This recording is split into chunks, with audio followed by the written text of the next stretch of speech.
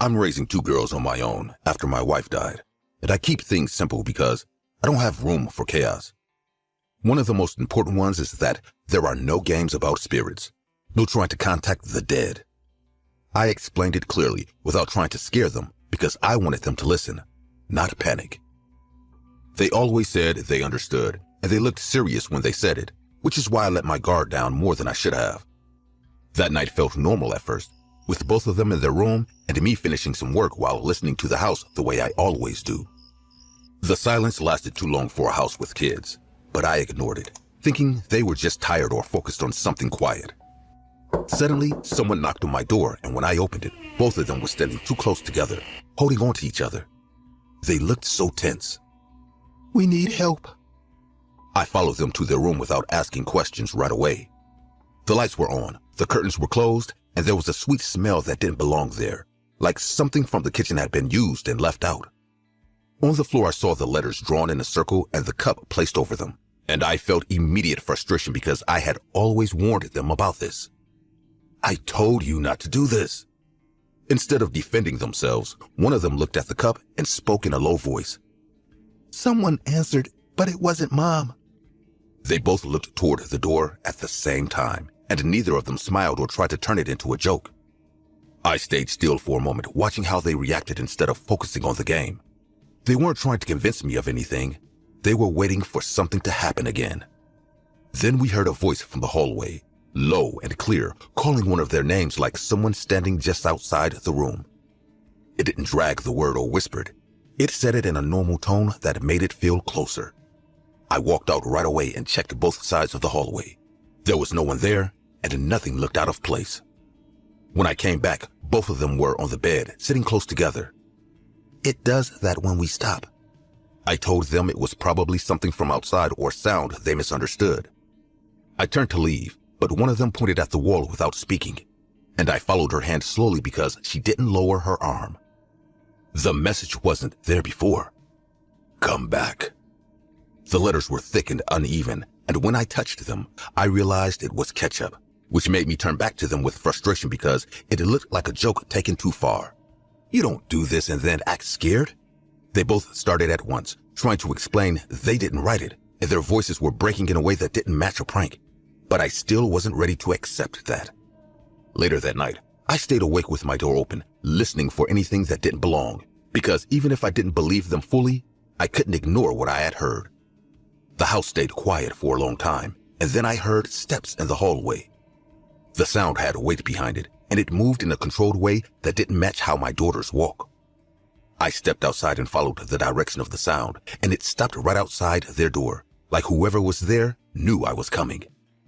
I stood in front of their door listening, and there was no movement inside, not even the sound of shifting on the bed. The silence stretched long enough to make me hesitate before opening it. When I did, both of them were asleep, and I checked them closely to make sure they were not pretending. Their breathing was slow, and neither of them reacted when I got close. Then I looked at the wall again. "This time, stay." The message had changed, and I knew it wasn't there before because I had already seen the previous one clearly. I woke them up and asked who wrote it, and they both looked confused and scared in a way that didn't feel staged. One of them started crying quietly while the other kept shaking her head. "We didn't get up." I checked their hands and the floor, and there was nothing showing that they had moved recently, and that forced me to stop assuming and start paying attention. In the hallway, I noticed a small red mark on the floor near the door, and when I crouched down, I saw that it matched the color on the wall. It wasn't a spill. It looked like something had been touched and lifted. I followed the marks slowly, keeping my eyes on the floor, and they led away from their bedroom toward mine. I moved carefully, not rushing, because the pattern was clear enough to follow, and the marks stopped at my door. When I opened it, I already knew something would be there. "Marry me." The message was larger this time, and it didn't match anything my daughters could write, which made it clear that something else was involved. I stayed in the room trying to understand how someone could move through the house without being seen, and I went through every possible explanation I could think of, but none of them worked. Then I heard a small movement behind me. I turned slowly and saw him standing in the corner.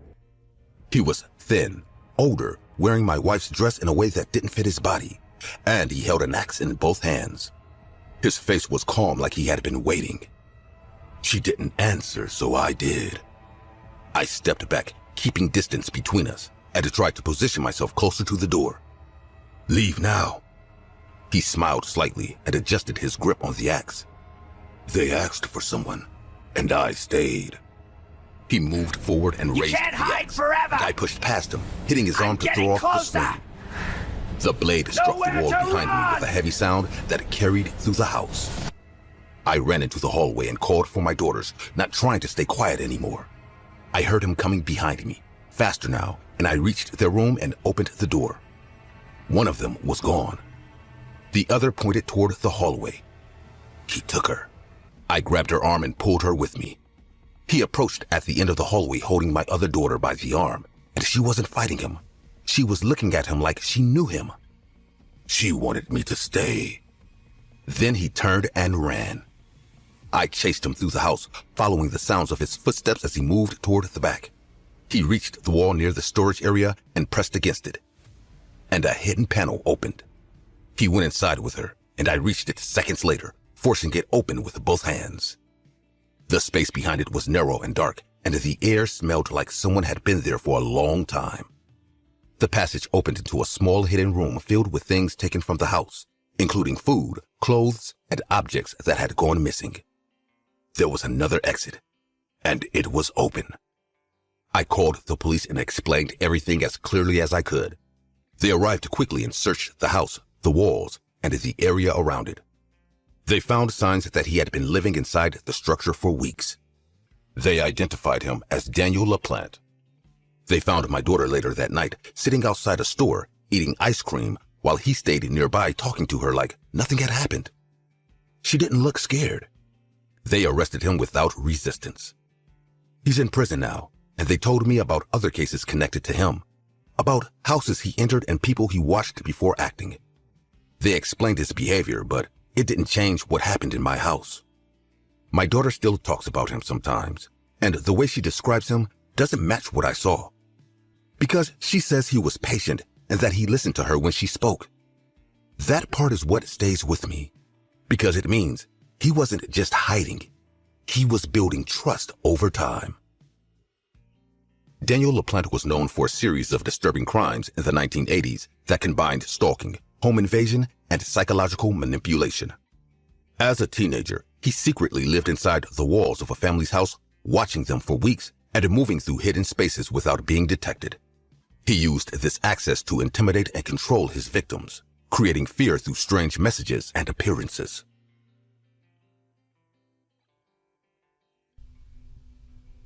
I've been a video game developer for more than 40 years now. I've worked on hundreds of titles and collaborated with thousands of people across this industry. Over time, I learned something from each of them, lessons that shaped and refined my craft.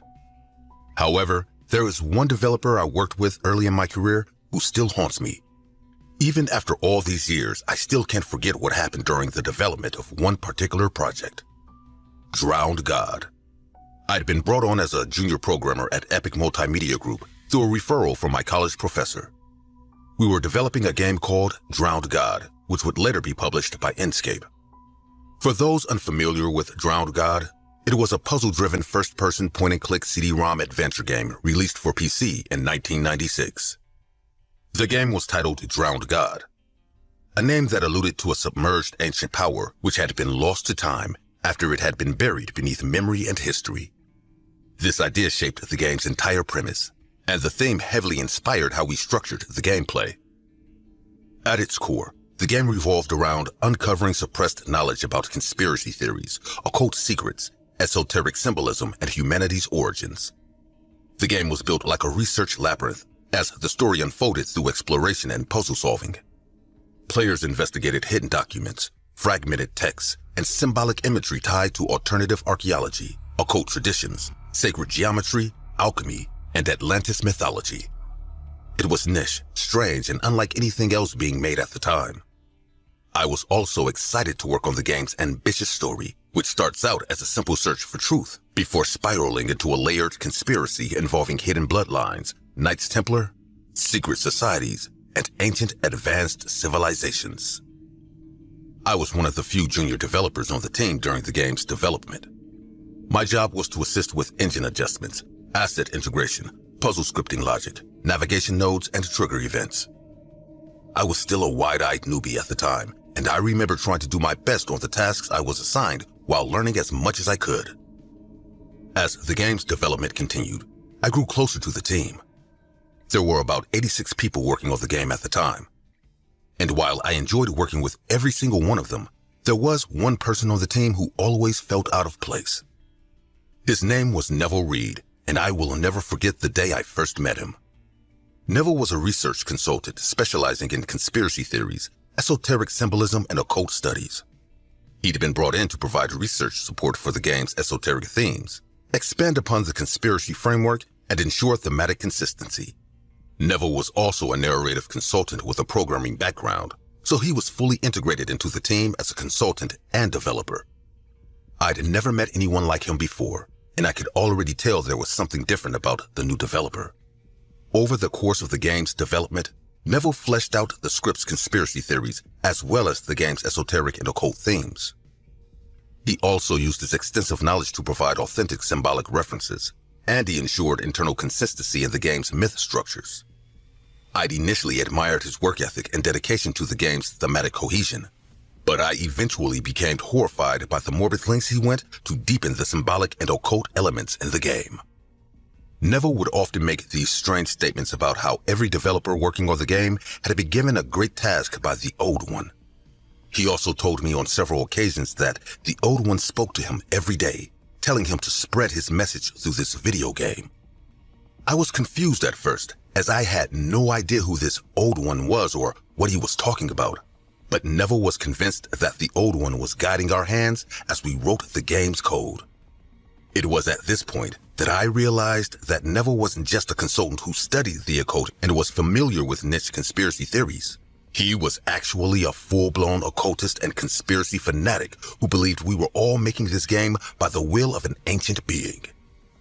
Things only got worse from there as Neville began to put up these disturbing occult items on his desk and around the office. I can still remember how alarmed I was when I saw what it looked like an infant's skull sitting next to his PC on his desk.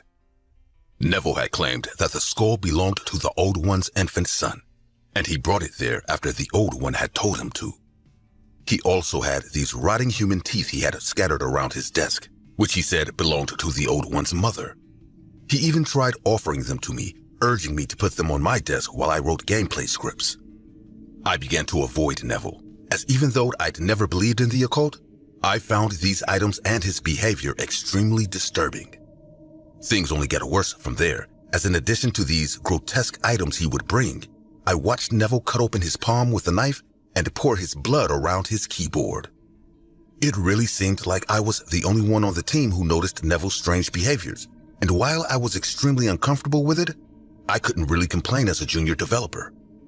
I told myself that I would just ignore his unusual antics and distance myself from him. But unfortunately, that didn't work, as Neville had now taken a weird interest in me. He would follow me around the office, asking me if I was free after work and if I would like to join his organization and their mission. I always politely declined as I told him I was only interested in making games and my career as a developer, but he was incessant. It didn't matter how many times I declined his invitation, Neville wasn't taking no for an answer. Things got so bad that I caught him following me home, so I decided to confront him. I told him that if he didn't leave me alone, I would go to the police and tell them that he had been harassing and stalking me. I also told him that the only reason I hadn't said anything at work was that I was a junior developer and I didn't want to cause any trouble during my first job, but I assured him that I would tell everyone if his harassment didn't stop. My threats to go to the police and tell the other developers what he'd been doing had worked, and Neville left me alone for some time. However, while I thought the bizarre situation with Neville was finally over, the worst was yet to come. During the weeks leading up to the game's release, I would spend late nights at work going over a few final details for the game's release. However, on one of these late nights, I heard strange noises from outside at around 1 a.m. Everyone had gone home and I was the only one left, so I was startled by the noises and went to check them out. I could feel my heart racing in my chest as 7 hooded figures were now outside. They were surrounding an unreleased copy of Drowned God, muttering words in a language I didn't understand. After a couple of minutes, one of the hooded individuals took off his hood, and my heart dropped to my stomach as I recognized Neville. He gestured to his right as he uttered the words, "It's time." And 2 of the hooded individuals went to a nearby truck and brought out a struggling ram. They brought the animal to the circle, and Neville revealed a knife. I could hear the ram's muffled screams as they put a muzzle on its mouth to silence its cries.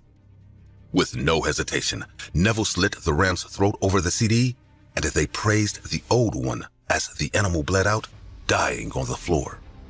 Then they dipped their fingers into the animal's neck and rubbed the blood on their faces as they thanked the old one. I felt like I was frozen in place, as even though I wanted to run, my feet stayed motionless. Once the ram stopped moving, Neville raised his hand and said, "Save your praises, brothers. There is still one more sacrifice for tonight." He then took a long pause before revealing what the second sacrifice was saying. "The old one has asked for young blood, so just like the ram that served as an appetizer for God, we must also slit the throat of a young man whom I've asked to join our ranks. He refused and even went as far as to threaten me. This man has spat on the gift I offered, and he must understand what that means. I've been monitoring his movements in secret, and I know he's been working late for the past week. So we bring him here, slit his throat over the ram for the ritual to be complete. Do not hesitate, brothers, for tonight the old one will drink the blood he craves, and he will know the taste of a developer's passion." I can't find the words to describe the fear I was gripped by in that instant, and I felt like my adrenaline kicked in as I ran for my life. Neville had noticed me bolting, and I heard him scream, "Stop!" But I didn't. I ran as far as my legs could carry me. I didn't stop until I reached my house and locked my doors. My heart was still racing in my chest, and I couldn't sleep that night. Even though I was terrified, I told myself that this was the final straw, and I planned on going to the police after I told the other developers what Neville had planned on doing. However, when I got to work the next day, Neville was gone. There were also no traces of the gruesome rituals he'd carried out the night before, and I didn't even see a single drop of blood from where the ram had bled out. It was at this point that I felt like I was losing my mind, as I wondered if what I saw actually happened or if I'd hallucinated the whole thing. I knew I couldn't go to the authorities without any evidence, and with Neville gone, it was my word against his. I felt so defeated that I asked to leave the team before the game's launch, and it took me a while before I began developing again. I've kept what happened that night to myself for most of my life, and I felt it was fitting to anonymously share what happened online now that I'm nearing retirement. It was an experience that marred my first job as a developer, and even though I'd worked so hard on the game, I never played Drowned God because, even though it sounded silly, I was convinced the game had been cursed. Over the years, I've made several attempts to get some closure, and I once tried to look into Neville and find out where he was. However, it seemed like Neville Reed had vanished off the face of the earth. He wasn't even listed in the game's credits. I attempted to trace his family so I could ask about his current whereabouts, but my search led to several dead ends. I tried to put the whole thing in the past after I couldn't find Neville, and I told myself that time would eventually give me some form of closure. However, I keep having these terrifying thoughts that the man named Neville Reed wasn't actually a person, and I somehow worked with a developer who never even existed. In 1996, point-and-click PC game Drowned God, developed by the now-defunct Epic Multimedia Group and published by Inkscape, remains one of the strangest releases of the mid-90s CD-ROM era. Drowned God was considered to be a niche and obscure title after its release, but it began to gain attention after the game was linked to several unsettling incidents. One of these incidents was shared by an anonymous developer who claimed to have worked on the game and witnessed occultic rituals during the game's development. There was also a widespread notion that the video game was cursed after a small number of anonymous players reported feeling nauseous, passing out, or going into shock after loading up the game. Despite the many disturbing reports that were associated with Drowned God, none of these incidents have ever been confirmed. It's been extremely difficult to confirm any of these reports, as they still remain anonymous, leading many to believe that these incidents are all bogus or fictional. There were also no prevalent reports of players going into shock or passing out after the game's release in 1996. The game's creator, Richard Horne, who is often referred to by his pen name Harry Horse, brought Drowned God to life with the game's co-creator, Alistair Graham, and there were no confirmed reports of any programmers performing occultic rituals during the game's development. Furthermore, there were also no records of a consultant with a programming background among the remaining 83 individuals who worked on the game in the mid-90s. However, there is still a majority of people who believed Drowned God is a cursed video game. While most of these theories have remained speculative, there are several gamers who are convinced that the horrific 2007 tragedy, where the game's creator, Richard Horne, brutally murdered his wife before committing suicide, is connected to the supposed occultic rituals that were revealed in the anonymous developer's story. Several investigations into these claims revealed that there is no proof that someone carried out these occultic rituals in 1996. However, despite the lack of conclusive evidence, some people remain convinced that Drowned God is one of the many cursed video games in circulation, causing terror to any unfortunate individual who decides to play the game.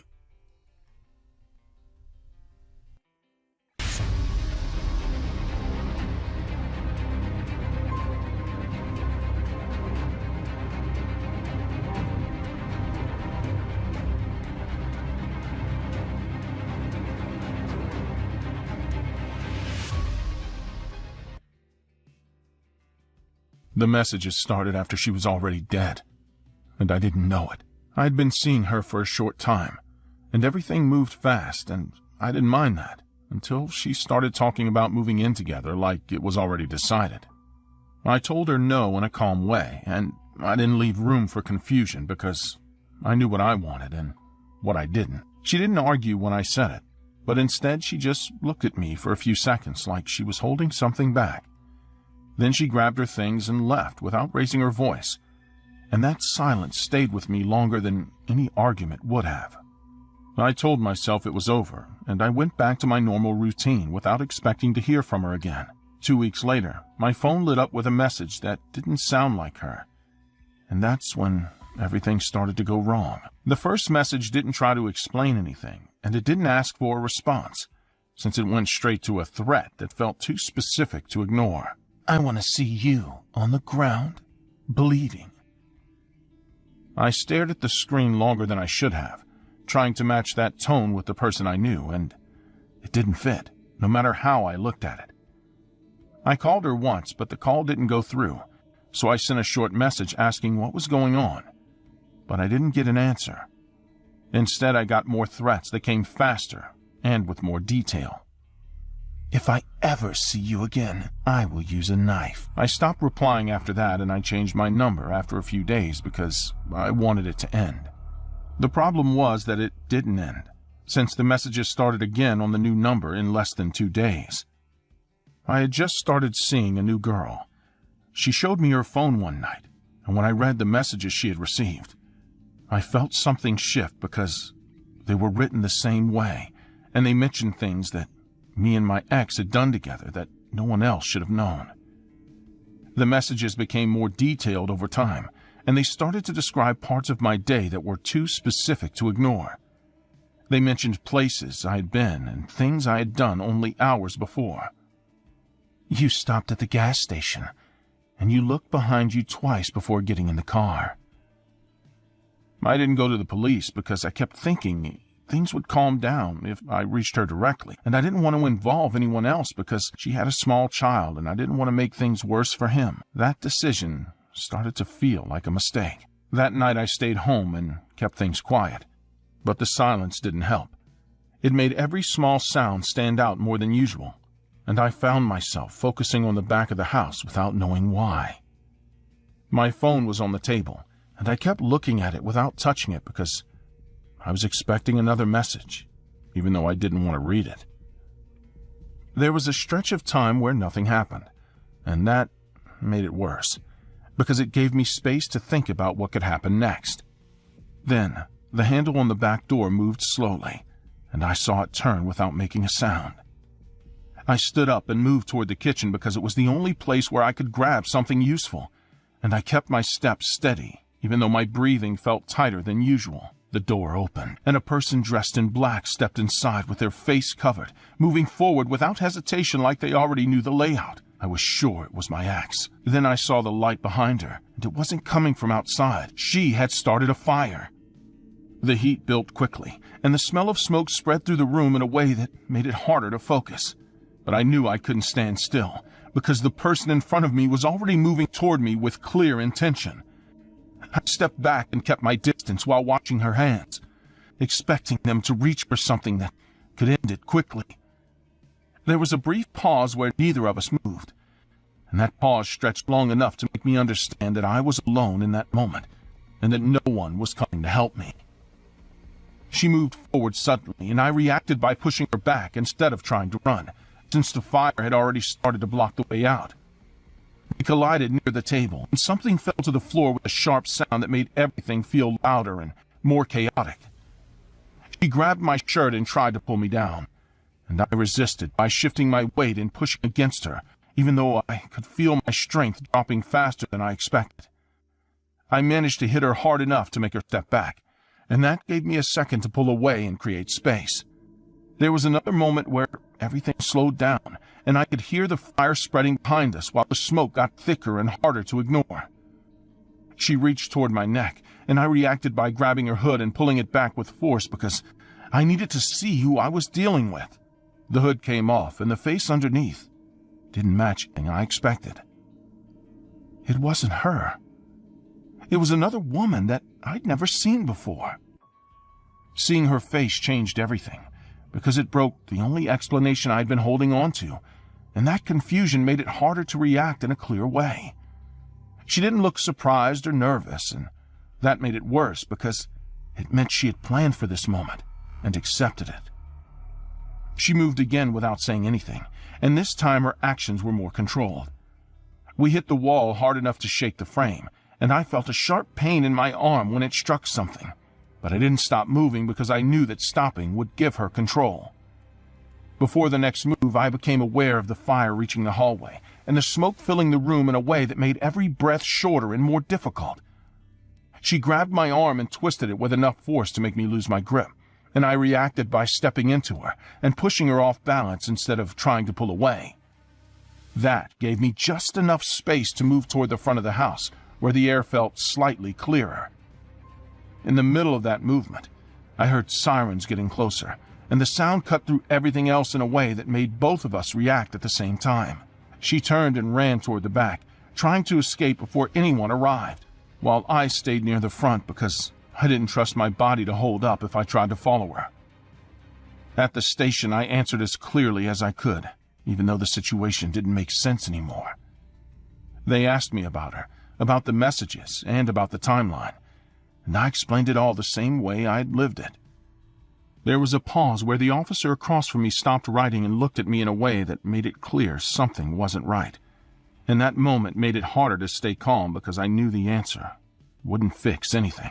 He told me she had been found weeks ago, and that she already had been confirmed dead before the messages started, which didn't match anything I had experienced.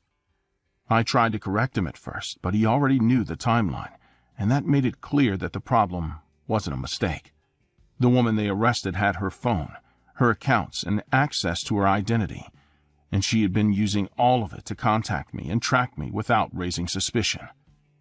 That meant every message I had read and every threat I had tried to handle had been coming from someone else. The messages stopped after her arrest, but she left too many questions about how long she had been watching and how she had learned before acting. I changed my number again and adjusted my routine, but those actions didn't feel like enough after everything that had already happened. What stays with me is the fact that I spent months reacting to someone I thought I knew without realizing that the real person was already gone. After Carrie Farver was murdered in 2012 by Shayna Golyar, Farver's identity was used for years to send thousands of threatening messages to Dave Krupa and others, making it appear as if she was still alive and obsessively harassing them. This deception delayed the investigation and created a false narrative that misled both victims and authorities until digital evidence and forensic analysis eventually exposed the truth.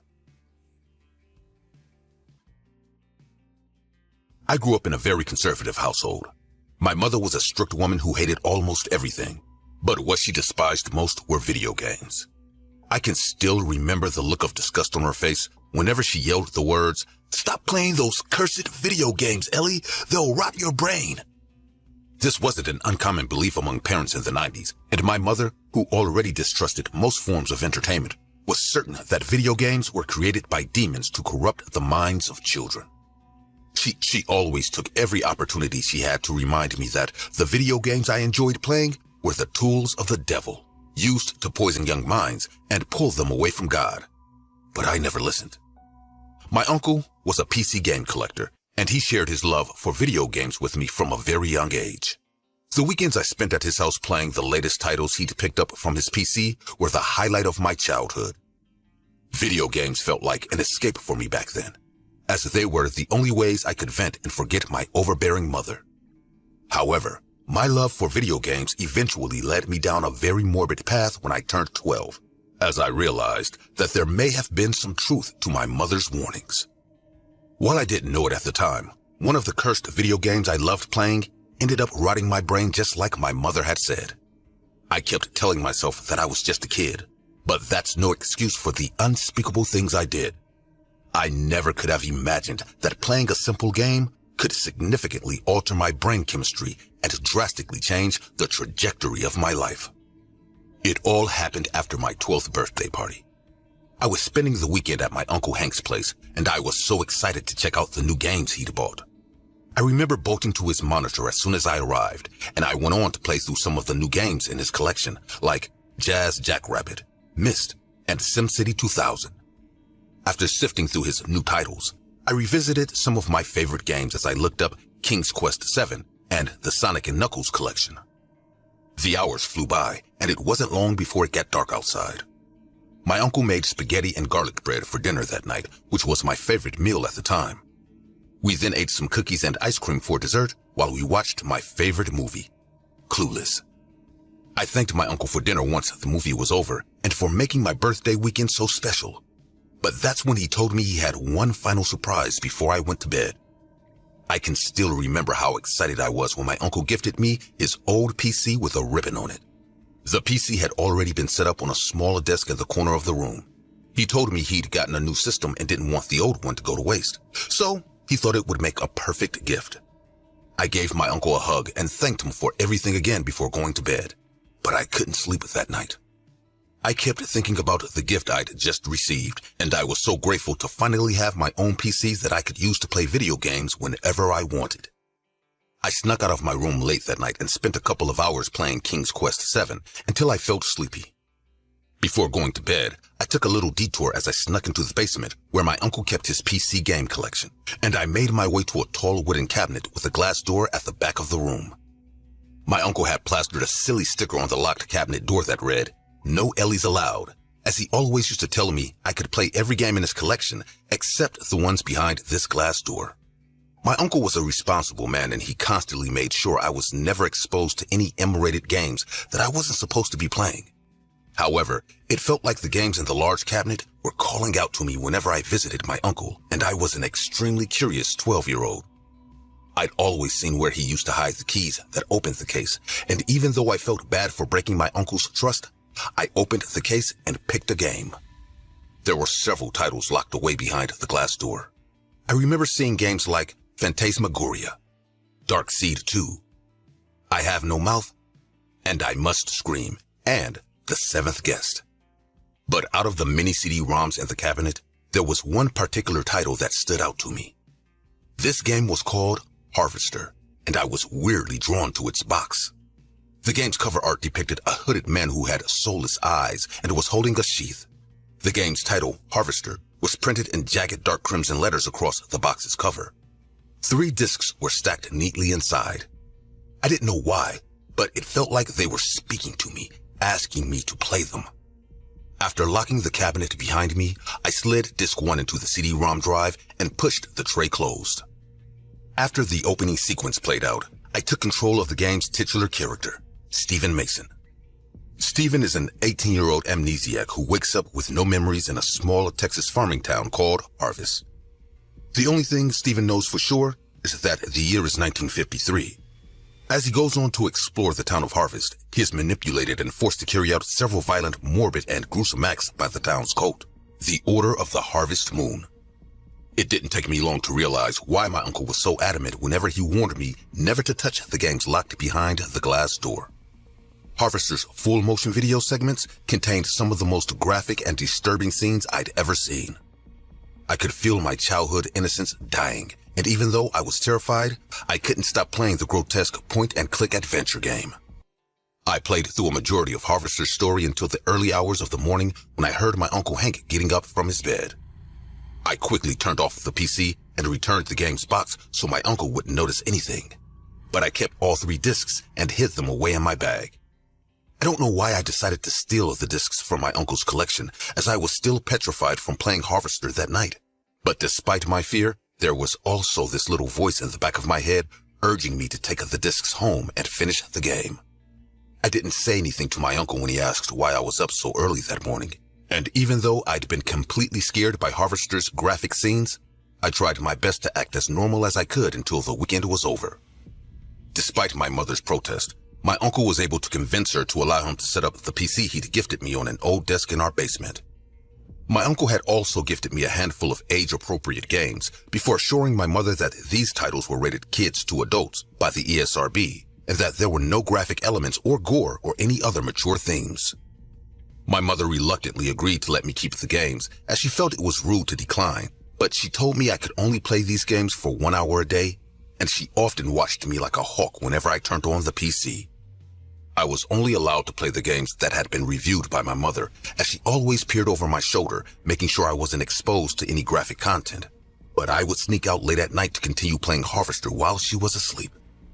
I didn't notice until it was too late, but I had begun to disassociate whenever I put the stolen Harvester discs into the CD-ROM drive. I would completely immerse myself in the small Texas town of Harvest, and my reality slowly began to blur every time I put myself in Stephen Mason's shoes. All this eventually led to early onset psychosis as I began to hear the game's unsettling music in my head while daydreaming about committing violent acts, and it wasn't long before I started seeing him. It's really hard to explain what it was or how it happened, but I'd developed an imaginary friend called Steve. I'd had imaginary friends when I was a lot younger, but this time was different, as Steve was like a malignant tumor growing out of my neck like a conjoined twin. I've never been able to truly describe what Steve actually looked like, but he was essentially a rotting corpse holding a sheath. I couldn't make out his facial features as the skin on his face was peeling off, but he looked oddly similar to the hooded man on the Harvester's box. I can still recall the first time I began to notice him. I was terrified at first, as he had no body and his torso was growing directly out of my neck. But I eventually got used to it, as Steve had this strangely calming presence whenever he spoke. I also know this is going to sound strange, as the corpse growing out of my neck was imaginary, but I could still smell Steve's rotting flesh, and I could feel his hot breath against my ear whenever he spoke. He would whisper to me all day, urging me to cut open Luna, my neighbor's tabby cat. Luna was an orange shorthair who belonged to our elderly neighbor, Gladys. Luna had been adopted to keep Gladys company ever since her husband Richard had passed. I loved Luna, and I always brought her some food when Gladys wasn't home. But Steve urged me to cut off her paw so I could bury it in my backyard and wait for the harvest. I didn't know what this meant and tried to ignore him at first, but he was insistent. So one Saturday, I took my father's machete and lured Luna into my backyard. Following Steve's order, I mutilated the cat and took its paw. I then buried its corpse and buried its paw in a shallow hole that I would water every day. My memories from this period are all fragmented, since I would often disassociate to carry out these heinous acts. Steve's morbid requests only grew worse from there, and I found it difficult to ignore him. He would tell me to catch and decapitate a raven before burying its head in another hole. It was gruesome work, but I did what I was told. He then told me to poison the stray dog in the park and sever its tail. So I snuck out one evening, killed the dog, and took off its tail. After I'd carried out these horrific deeds, Steve would always urge me to stifle my emotions and do what needed to be done for the harvest. He would also remind me to bury the severed parts of these animals in my backyard and to water the spots to achieve an even greater harvest. I once asked him what this harvest was and why nothing was growing yet, but he urged me to be patient, as he said we would receive our yield in due time. After a few weeks, Steve told me the harvest was nigh, and we needed one final thing to reap the fruits of our labor. He told me to wait until my mother was deeply asleep and to get the kitchen knife and cut off 3 of her fingers.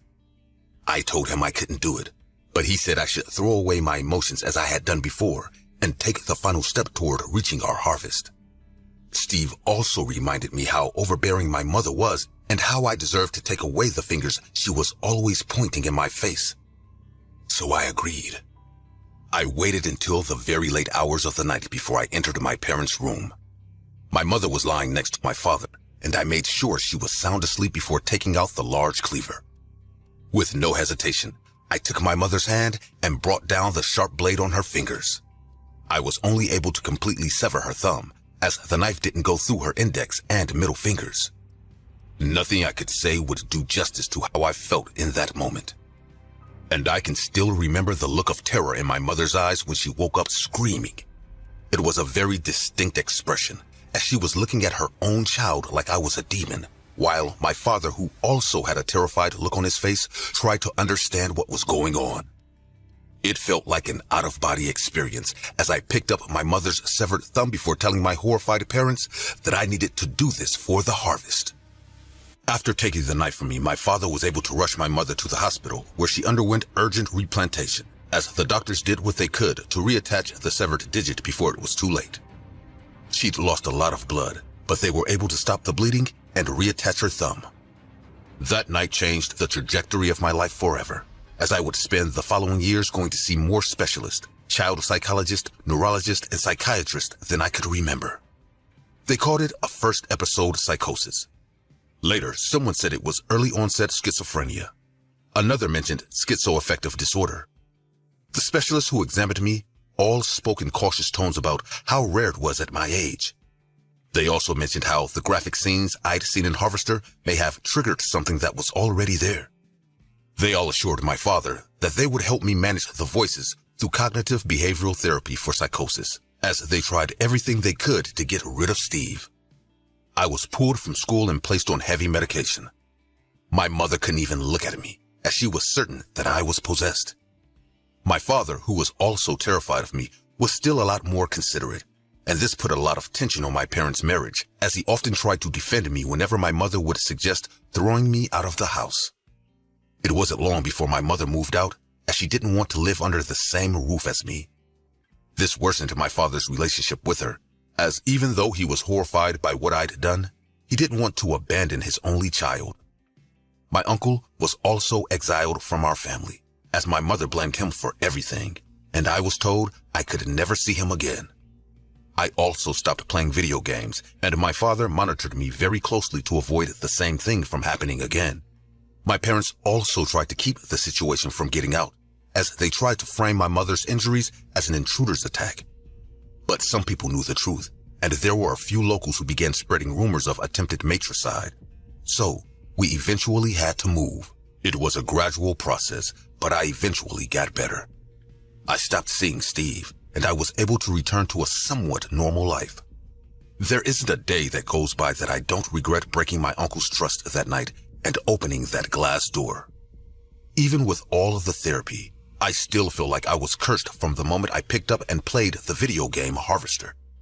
This curse still feels like a heavy burden on my back, because even if I can't see Steve on my neck anymore, there are days when I can still hear him whispering in my ear. His voice is faint, but he's telling me to cut off my fingers and plant them in the ground so I can finally achieve the great harvest. Digifex Interactive was a short-lived mid-1990s video game studio based in Dallas, Texas. The company was originally founded as Future Vision Inc., before being renamed Digifex Interactive in June 1996, which was the same year they released one of their most controversial titles, Harvester. The game drew backlash for its extreme violence and disturbing content. It received mixed reviews upon release, and it became a commercial failure. Harvester was also banned in Germany and other regions due to its extreme content. The controversial video game Harvester was created by Gilbert P. Austin, who wrote and directed the story. He later told the public that the idea had come to him in a flash, and he wanted the player to mull over whether they had internalized the over-the-top violence and surreal imagery of the game. Similar to many disturbing 90s point-and-click titles that were released at the time, many people believed Harvester was a cursed video game that made its players go mad. There were also several rumors that the video game was linked to an attempted matricide case that occurred during November 1996 in Monroeville, a suburb near Pittsburgh, Pennsylvania. The attempted matricide case was never officially confirmed, as both the records and details of the supposed matricide from back then were extremely sparse. An anonymous story was later released online by a woman in 2007, claiming to be the little girl from the attempted matricide case, but no one was able to confirm if she was telling the truth, and her identity still remains a mystery. Despite being a commercial failure, Harvester went on to garner a cult following. There has also been some discourse in niche video forums about whether Harvester is actually one of the many cursed video games released in the 90s, or if the supposed curse that makes gamers run mad is just a hoax. There still hasn't been a definitive conclusion to the debate, but the general consensus is that most gamers should stay away from Harvester, as anyone who plays the game could risk losing their sanity forever. I suddenly woke up at 4 a.m. I stayed still in bed looking at the door, trying to match the noise with something harmless. When I heard a slow step in the hallway, placed with care instead of casually, I understood that someone was moving with intention toward my room. I kept my breathing steady under the blanket, tried not to show that I was awake. The steps continued, spaced out, controlled. There was a part of the hallway floor that always creaked, and when I heard that exact sound right outside the bedroom, I understood that the person outside knew the house well enough not to avoid it. That detail made everything feel more deliberate. I thought about calling out, asking who was there, but I didn't want to hear an answer that would confirm what I was starting to suspect. Instead, I kept watching the door, waiting for something to happen so I wouldn't have to guess anymore. The handle turned slowly, and the door opened just enough to let someone enter without noise. And when the light from the hallway outlined the figure, I recognized the shape before I saw the face, and that recognition settled in immediately. There was a moment where he stood inside the room without moving, and during that moment I tried to convince myself I was wrong. He was my son. He stepped closer to the bed, and the axe in his hand became clear enough for me to understand that this was not confusion or panic, because there was no shaking and no hesitation. I tried to sit up and ask him what he was doing, but he didn't give me time. He raised the axe and brought it down on my head with full force, and the impact felt like everything inside my skull shifted at once. I fell back, trying to react, but he lifted it again and struck a second time, hitting my arm when I tried to block it, and I heard something crack. I screamed his name, again and again, trying to reach him in any way that I could, but he didn't respond. Instead, he just kept his focus steady while raising the axe again. I realized then that he was not reacting to me as his mother, but as someone he had already decided to attack.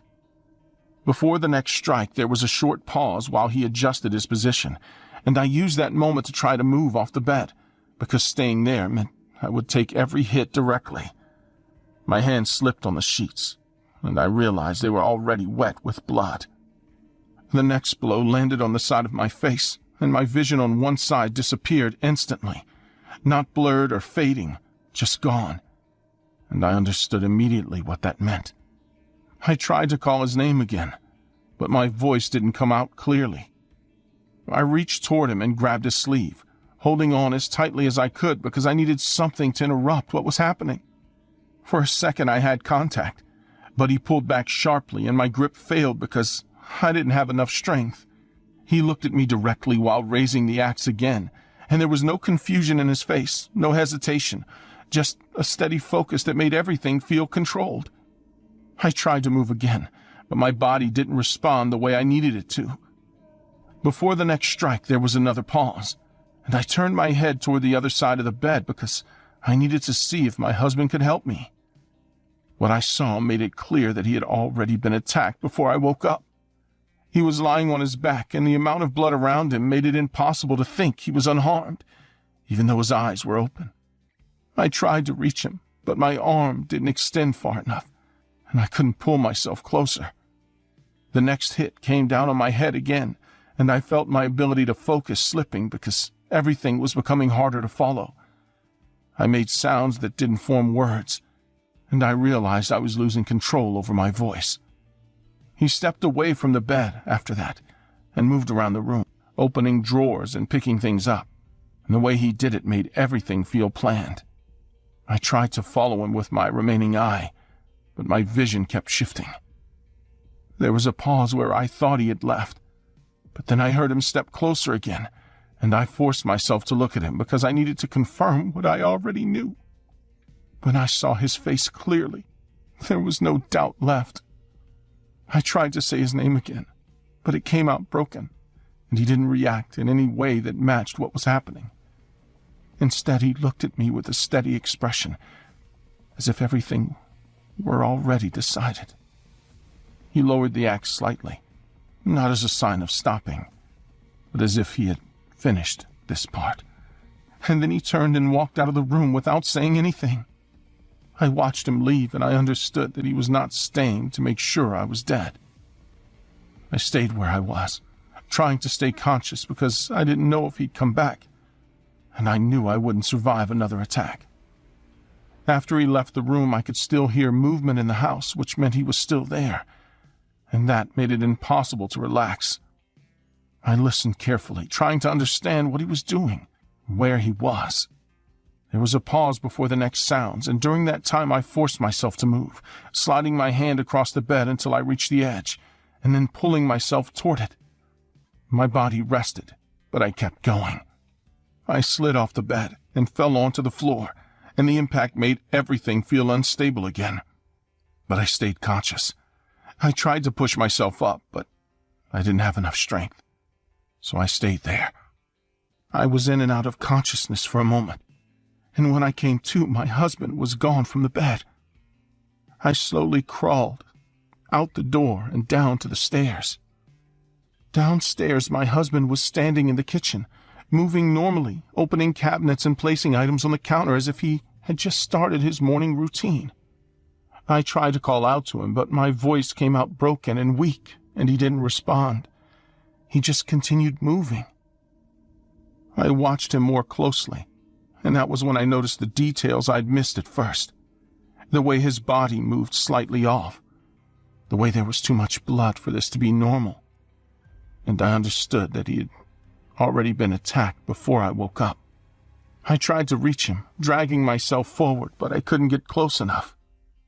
Behind me, I heard movement again, and I knew my son was coming from downstairs, still holding the axe, still moving at that same controlled pace. I turned my head slightly enough to confirm without fully looking. I tried to think of something that would stop him, anything, but my voice and body wouldn't respond the way I needed them to. Eventually, I heard the front door open and close, and the silence that followed confirmed that he had left the house.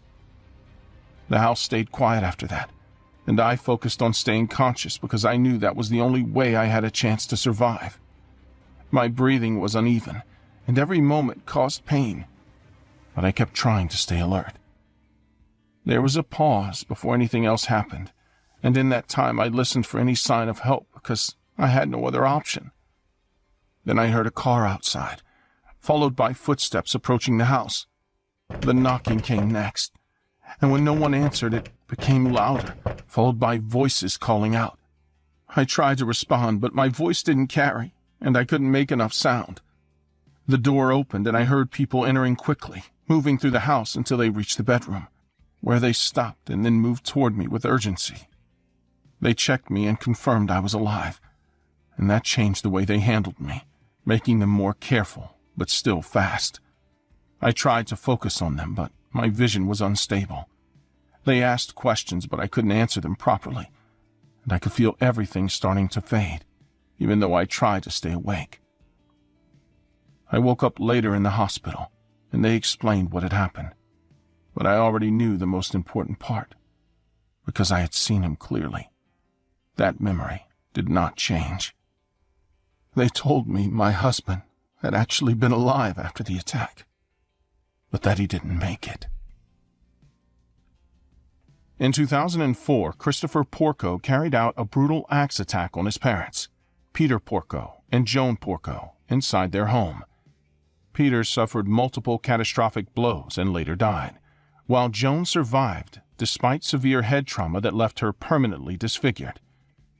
One of the most disturbing aspects of the case is that Peter remained alive for hours after the attack, during which he got up, followed parts of his morning routine, and even prepared items in the kitchen before collapsing.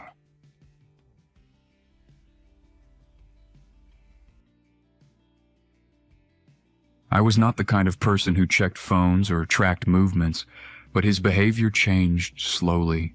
He stopped explaining where he went. He started taking calls outside, and he avoided simple conversations like they were a problem he did not want to deal with. Instead of confronting him, I decided to watch and gather details. I needed something solid that I could trust. I started writing down times and places, and I built a routine around his routine without telling anyone what I was doing. By the time I realized how far I had gone, I was already following him across the city, trying to confirm something I could no longer ignore. He always left early on Thursdays, and the pattern never changed. I needed to follow him more than once to understand what he was hiding. The first time I followed him, I stayed back and watched him enter an area that did not match anything he had ever mentioned, and I did not get close enough to see what he actually did. I told myself I needed to be more prepared next time. The second time, I arrived earlier and parked far enough away to avoid being seen, because I needed a clear view without putting myself in danger too quickly. But what I saw forced me to rethink everything in a way I was not ready for. I stayed in the car and waited, because moving too soon would have made it harder to understand what was happening, and I needed to see enough to make a decision I would not regret later. I kept my eyes on the street and stayed still inside the car because I needed to be sure I was not missing anything important before acting. The place was too quiet, and that made every small movement easier to notice. When he appeared, I immediately saw that he was not alone, and the way he held the woman with him showed control instead of familiarity. She tried to slow down and pull back, but he tightened his grip and forced her forward in a way that made it clear she was not there by choice. Before I moved, I stayed in place for a few seconds and forced myself to accept what I had just seen, because reacting without thinking would not help anyone. The situation was already serious, and I needed to act carefully. I got out of the car and moved closer, keeping my steps steady and controlled, because I did not want to draw attention before I understood more. He dragged her to the house and forced the door open, and she stumbled inside while trying to resist, and then the door shut in a way that cut off any sound. I reached the door and pressed my ear against it, and I listened carefully because I needed to know what was happening inside before making a decision. I heard something being dragged across the floor, and the sound confirmed that this was not something I could ignore or explain away. I stayed at the door for a moment and kept listening, because entering without thinking could make things worse instead of better, and I needed to be sure I was not walking into something I could not handle. The sounds inside continued, and there were weak attempts at movement that suggested someone was still conscious. When I opened the door, I did it slowly to avoid making noise, and the smell that came from inside made it hard to stay focused because it was strong and unpleasant in a way that suggested something had been left there for too long. I stepped inside anyway, because leaving at that point was not an option. The room looked abandoned. I moved forward carefully and checked each direction, because I expected him to return at any moment. Before going further, I stopped and listened again, because the sounds from deeper inside the house were still there, and they gave me a direction to follow. I followed the hallway, and noticed a side room with a door that was not fully closed, and something about that detail made me stop before continuing.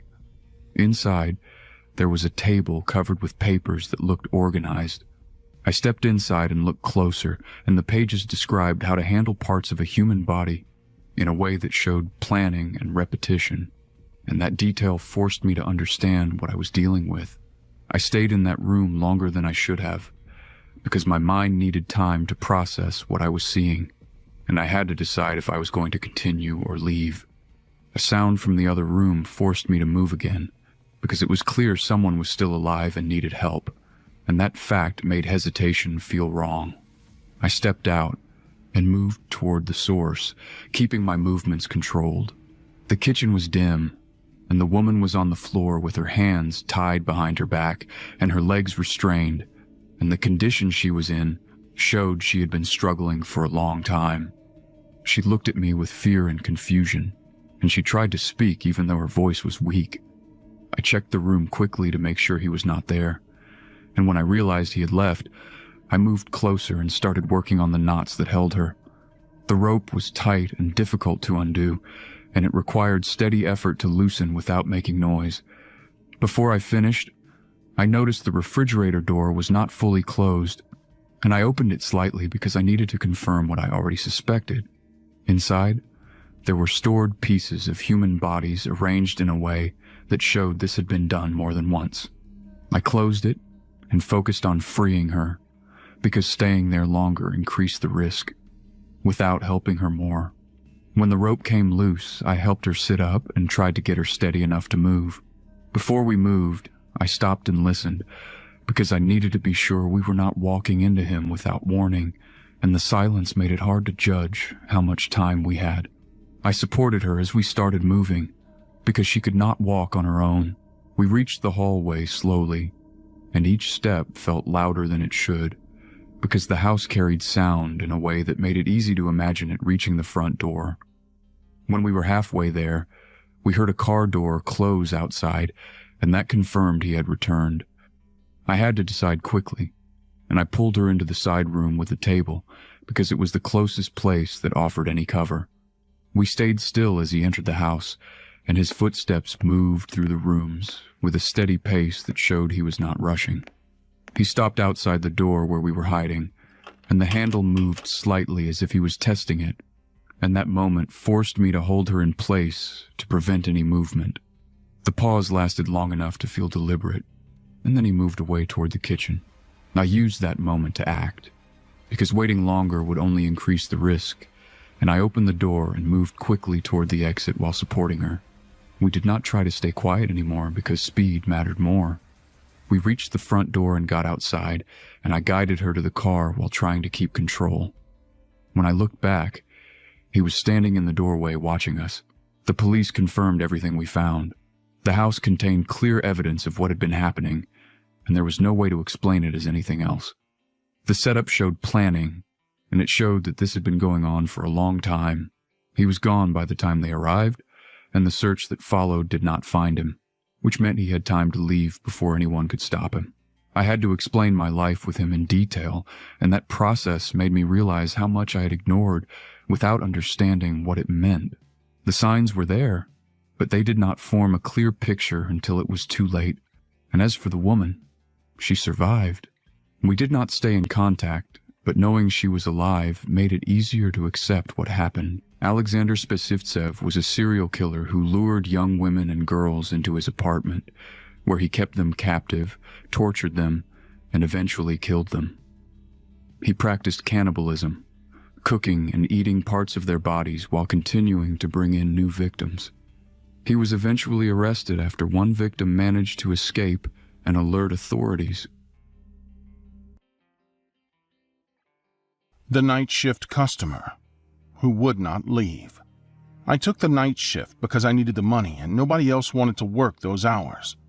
Midnight to 8 in the morning at a gas station on the edge of town where the highway met empty fields and the only customers were truckers passing through or people too desperate or too drunk to wait until morning. My manager told me it was easy money. Just ring up cigarettes and coffee, keep the floors clean, restock shelves when it was quiet. She said nothing ever happened during the night shift. She was wrong. It was a Tuesday in July, around 2 a.m, when he first walked in. The bell above the door chimed, and I looked up from the magazine I was pretending to read. He was tall, maybe 6 foot, wearing a dark jacket, even though it was summer and the heat outside was still thick and heavy. He didn't look at me right away. He walked slowly down the aisles, picking up items and putting them back.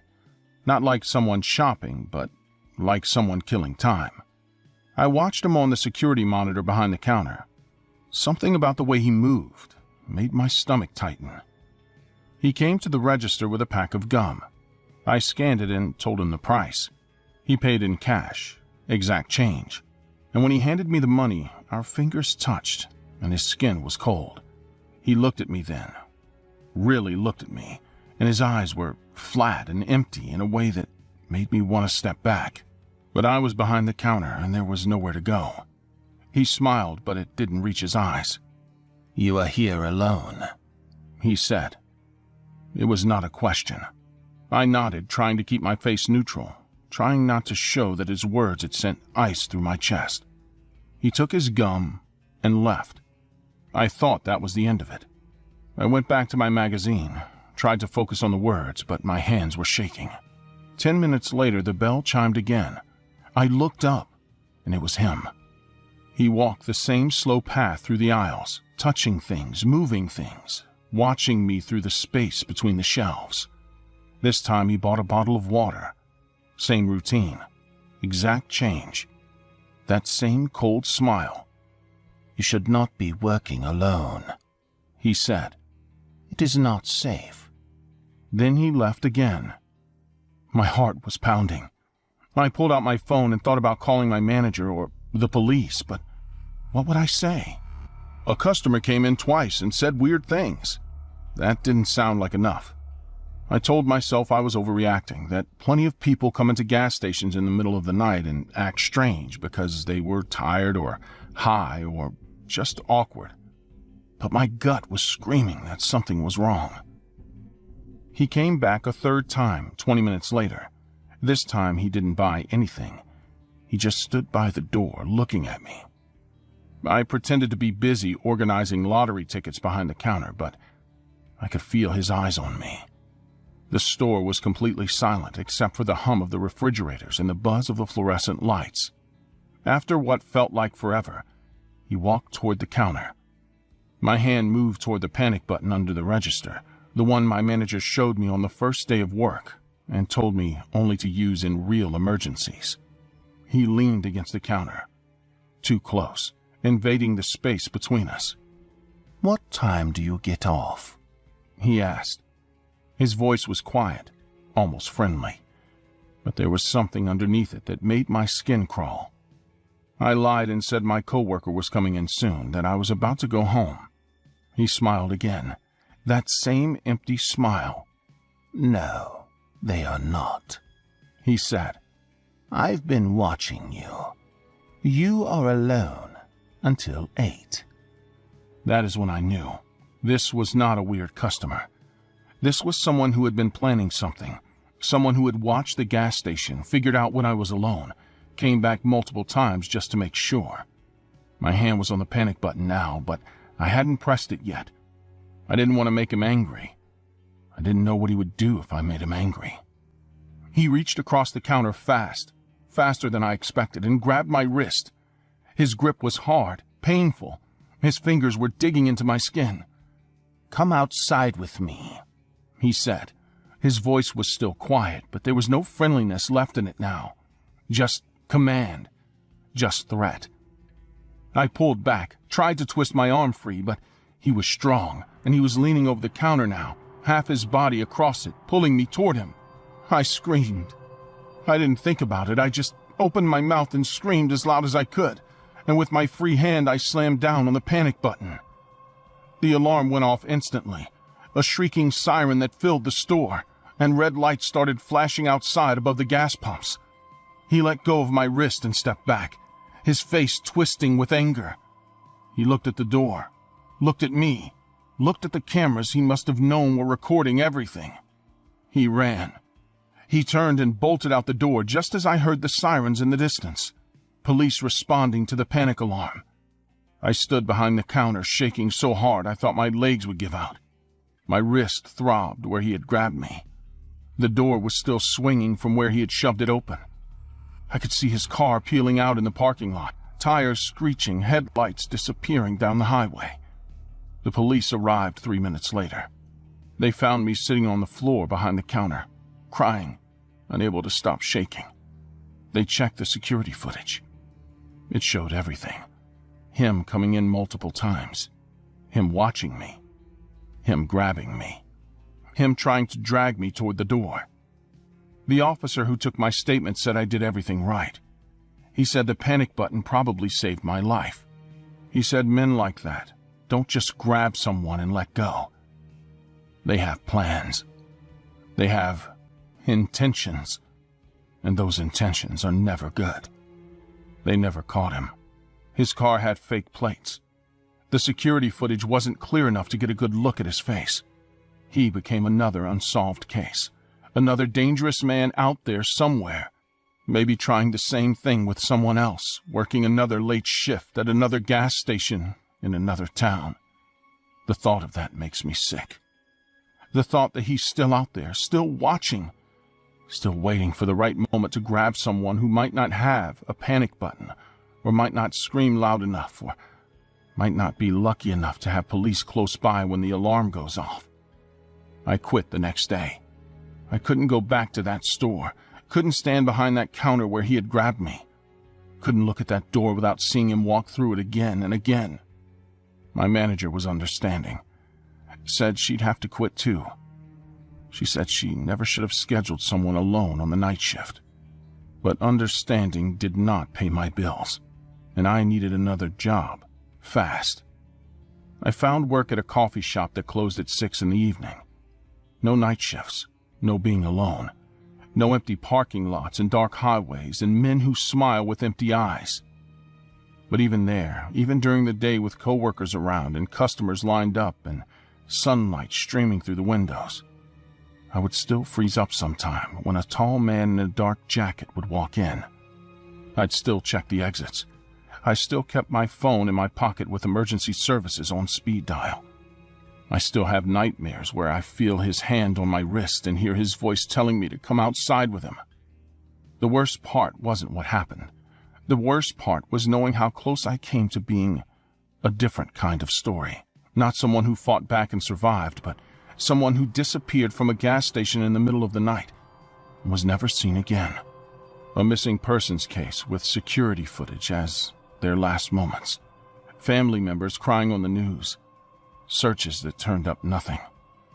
I survived because I screamed and pressed a button, because police happened to be close enough to respond fast, because he decided running was better than staying. That is all that separated me from the others who did not make it home. If you work night shifts alone, please be careful. Trust your gut. And when someone makes you uncomfortable, don't worry about being rude or overreacting. Press the panic button. Call the police, scream, do whatever you have to stay safe. Because there are people out there who watch and wait and plan, who see someone alone and vulnerable and decide that person is their next target. I was that target once. I got lucky. Not everyone does. It was 2:48 a.m., and I made a mistake that I don't think I can undo. I answered the call, because on the other end was me, beat, and whatever it was. It knew exactly where I was sitting. Full cinematic horror narration. 7 to 8 minutes. I don't use my real name online anymore, but for this story, you can call me Ryan, because if I told you my real name, there's a chance you might get the next call. Soft breathing. 3 months ago, I took a freelance job. $500. All I had to do was sell my voice. Glitch hum. They sent me a link. The website was clean. Almost empty. No logo. No company name. Just one sentence. We build voices that never die. At the time, I thought it sounded cool. Now, it feels like a warning I should have listened to. The job was simple. Record 200 sentences, different emotions, happy, angry, scared, upload the files, get paid. But the sentences weren't normal. They felt targeted. I can see you. Don't answer the phone. They're already inside. At one point, I actually stopped recording and said out loud, "What is this even for?" But I needed the money. So I finished it, uploaded everything, and within 24 hours, I got paid. No follow-up, no questions, nothing. I thought that was the end of it. Until 2 weeks later. Quiet tone, 2:48 a.m. My phone rang, unknown number. I almost ignored it. I really should have. But something told me to answer. Hello? Silence. 2 seconds. Then, Ryan? My stomach dropped. That was my voice. Not similar, not close. It was exact. Who is this? I asked. Heavy breathing through phone. On the other end, I could hear myself breathing. Then, don't hang up. Slight whisper closer. My hands started shaking. Stop messing with me. Who is this? Beat. Then it said, "They're watching you right now." I turned around instantly. Nothing. My apartment was empty, but for some reason, it didn't feel empty anymore. Click. The call ended. I didn't sleep that night. The next morning, I tried to rationalize it. Maybe someone used my recordings. Maybe it was some kind of prank. Maybe I was just overthinking it. Then my phone rang again. But this time, it wasn't for me. It was my sister. Her voice was shaking. "Ryan, why did you call me last night?" My chest tightened. "I didn't." "Yes, you did," she said. You told me to check the back door." A cold feeling crept up my spine. "What happened?" I asked. She hesitated, then whispered, "It was already open." I drove to her place immediately. Checked everything. Nothing was missing. No signs of forced entry, but she was sure she locked it. And the call? It came from my number. That's when I knew. This wasn't a prank. I went back to the website. The one from the job? It was gone. Completely wiped. The link led to nothing. Even the email thread was gone. Like it never existed. I started digging, forums, Reddit, obscure threads, anything about voice cloning. That's when I found it. A post buried deep online. Title: "They're using voices to map behavior."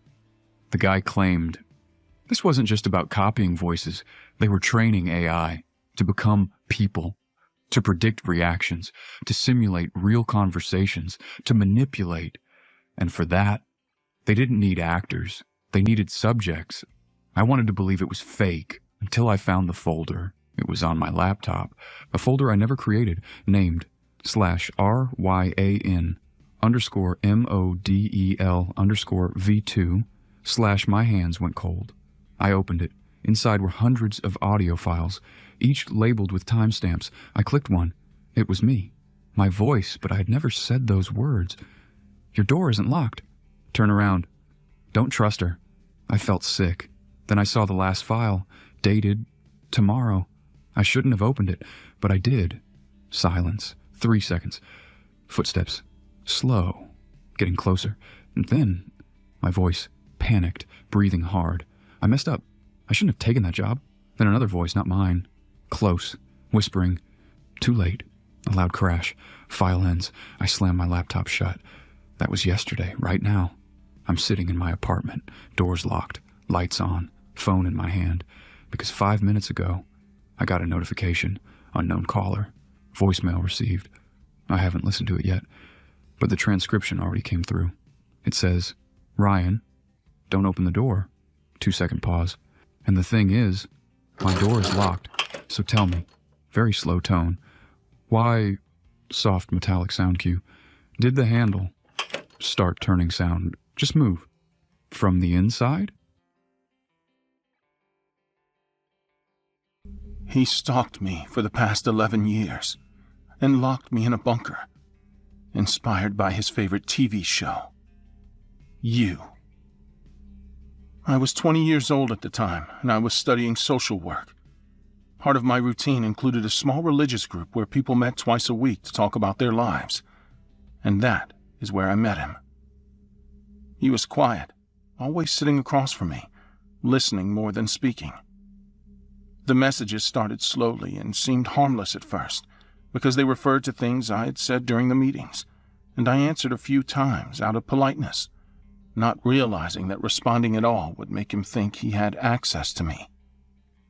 The messages became constant, and they stopped following any normal pattern, because they arrived at all hours, and if I didn't answer, he would send another one asking where I was or what I was doing, which started to feel invasive.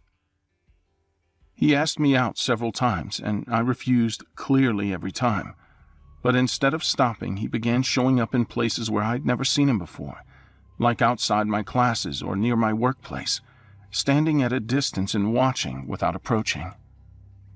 At first, I tried to explain it as coincidence, but that stopped making sense when I started seeing him too often in places that did not connect, which made it clear he was following me, even though I'd never shared my schedule. I didn't tell anyone right away because I thought I could manage it, but I started changing my routine without thinking, like taking different routes and leaving early just to avoid crossing paths with him again. The situation became impossible to ignore when I realized he was not just messaging me. He was studying me and learning my habits. One night I checked my social media and saw he had gone through years of my posts, leaving comments on old photos. You smiled more back then. You trusted people you should not trust. I blocked him immediately, but the next day I received a message from a different number, and the tone was no longer polite. The tension followed me everywhere, even in crowded places, trying to find him before he could get too close. One afternoon I got on a bus I rarely used, hoping that changing my routine would help. But halfway through the ride I saw him sitting behind me, and the way he stayed still made it clear he had been watching me the entire time. I got off earlier than planned, and he followed at the same steady pace, keeping enough distance to avoid confrontation, but staying close enough that I could hear his steps behind me.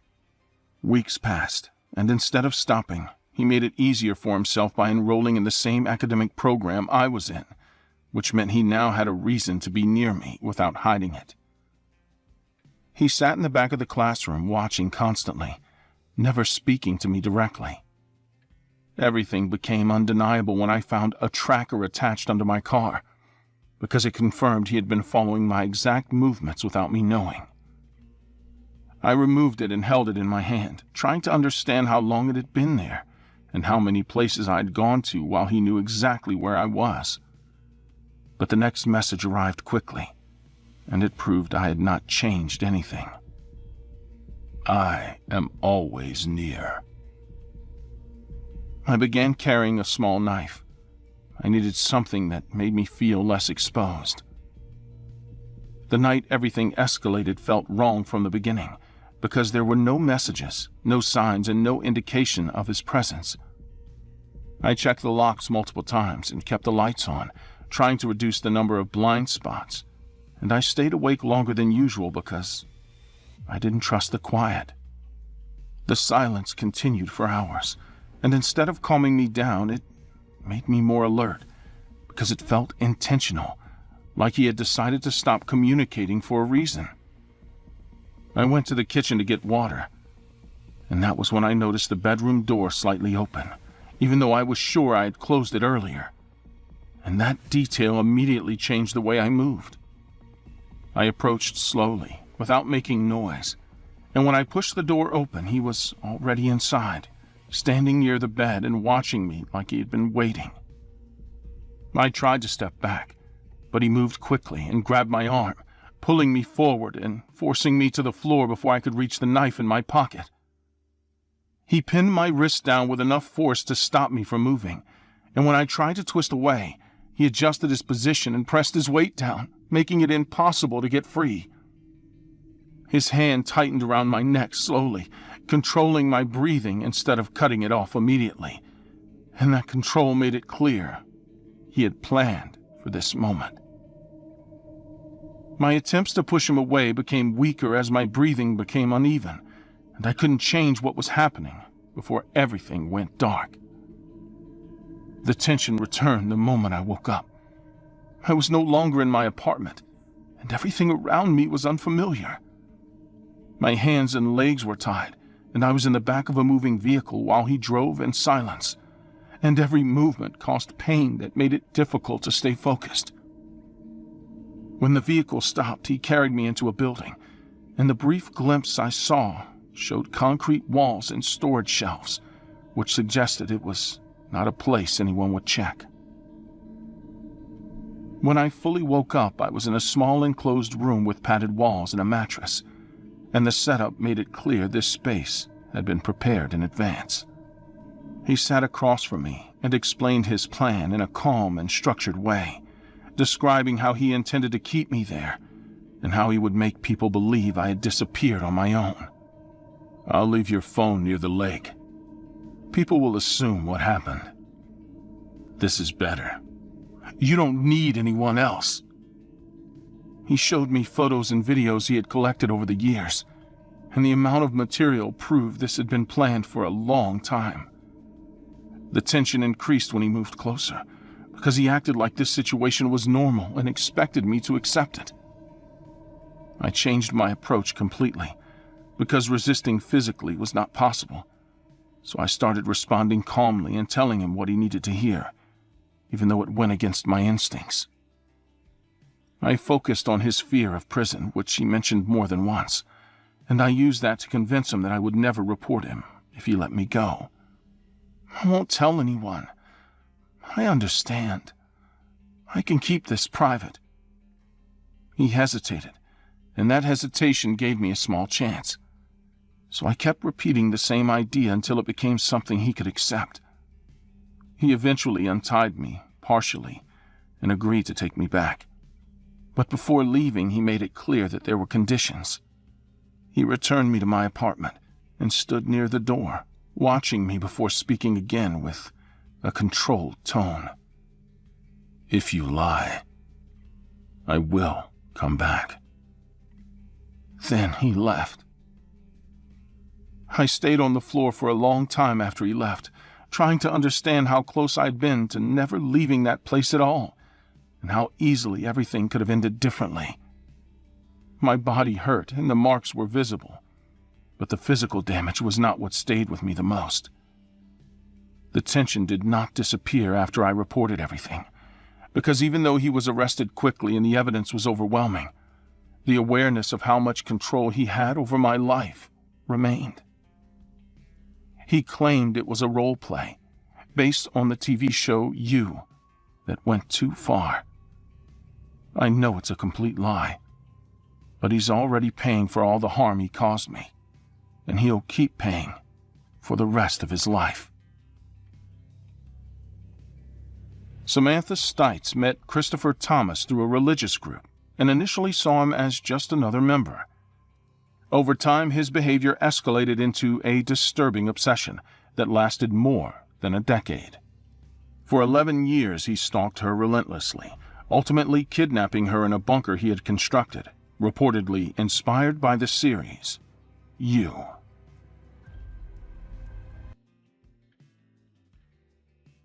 My name is David. I'm 19 years old, and until recently, I was an ordinary guy. Well, as ordinary as someone obsessed with the dark and forbidden can be. I was always attracted to the mysterious, to what others said was dangerous or shouldn't be touched. So when I heard about Polybius, I didn't think twice. Legend had it that it was a cursed game, an arcade machine that appeared out of nowhere in the 80s and disappeared just as quickly. Supposedly, those who played it experienced hallucinations, headaches, and, in some cases, even went insane. Of course, that made it perfect for me. I found a recreated version on the dark web, and upon downloading it, it felt like I had found a treasure. The night I played it was quiet at first. It was a simple game of bright colors and hypnotic patterns, but there was something different about it. After a while, I noticed that I couldn't look away. The geometric figures seemed to move beyond the screen. I lost track of time. When I finished, I had a headache, but I felt euphoric. I definitely didn't feel haunted or like the urban legends wanted me to feel for playing a simple arcade game. I went to bed thinking that perhaps it was all an exaggeration. I couldn't have been more wrong. The next morning, I woke up with an excruciating headache, but I ignored it. The university waited for no one, and I was already running late. As I walked to the subway station, something caught my eye. The colors. Everything seemed brighter, as if the world was saturated. A graffiti on a wall seemed to move as I glanced at it out of the corner of my eye. I shook my head, blaming tiredness. The ride was worse. The train was crowded as usual, but people's faces looked wrong. Some had eyes that were too big, others crooked mouths that elongated when I blinked. I clung to the handrail, feeling the ground move. As I climbed down, I almost tripped. Sweat soaked my shirt. As I reached the campus, I tried to concentrate. I was sure I just needed food or coffee, but when I sat down in class, things got worse. The projector was projecting patterns similar to those in the game. I closed my eyes for a moment, but I could swear I heard a buzzing sound as if someone was talking right behind me. I looked, but no one was there. During the break, I went to the bathroom to wash my face. At that point, I wasn't even thinking about the cursed game. I thought I might have a fever or be hallucinating. When I looked in the mirror, something was wrong. My reflection wasn't following me instantly, as if there was a slight delay. I tried to move fast, and for a second, I swore my other self smiled before me. I left the bathroom almost running. In the hallway, things were still twisting. Students walked around me, but their movements were mechanical. A boy walked past me, and his face was completely black, as if someone had erased his features. I closed my eyes and snapped them open. Everything was normal again. I decided I needed some air. I went out into the backyard, where there were rarely any people. But there it was, that feeling of something watching me. I turned and saw a figure across campus. Tall, thin, and completely dark. I couldn't make out features, but I felt it looking at me. When I blinked, it was gone. I tried to concentrate on my classes, but it was impossible. Every time I looked at the professor, his face seemed to deform as if it were melted. I looked at my classmates and saw that some of them had no eyes. The screaming started when I closed my eyes. No, it wasn't real. I had to remind myself of that. I decided to skip the rest of the day. I couldn't stay there. On the way back, every corner seemed to hide something. As I turned onto an empty street, I saw that figure again. Closer this time. I walked faster, trying not to look back. I felt its presence, though it made no noise. The last straw was on the subway. I sat in an empty carriage, trying to calm down. Then the lights started flickering, and when they went out completely, I saw him. He was standing in front of me. He was taller than I imagined, with claws where his hand should be, and a smile that wasn't human. I closed my eyes and prayed for the lights to come back on. When they did, the carriage was full of people, and the figure had disappeared. When I got out of the subway, I no longer knew what was real. The streets were full, but all the people seemed distorted. The voices were murmurs, a constant noise that drilled my ears. I tried to call someone, but my phone only displayed geometric patterns that moved like the game. I walked, not knowing where I was going. The world seemed to twist around me. I saw the figure once again, now closer than ever. I ran, pushing people, shouting for someone to help me. No one reacted. It was as if I was trapped in a bubble. Finally, I couldn't take it anymore. I threw myself at a random man, begging him to help me. But before I could say anything coherent, I felt strong hands holding me. Cops. They threw me to the ground, telling me to calm down. I shouted at them that someone was chasing me, but they didn't listen.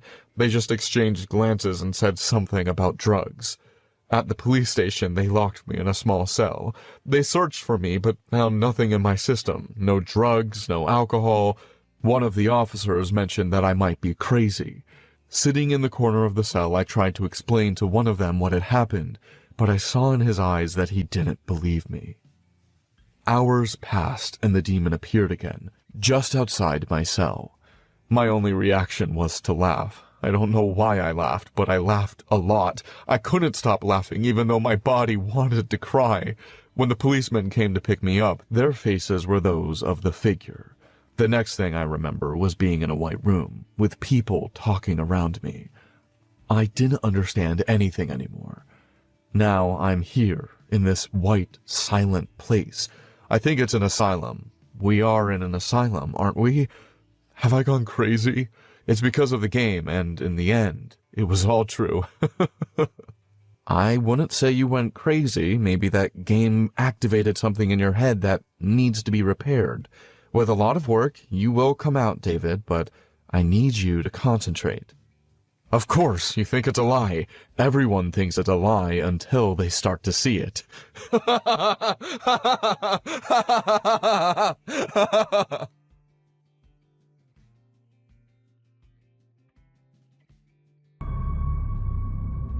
Hey, Sam?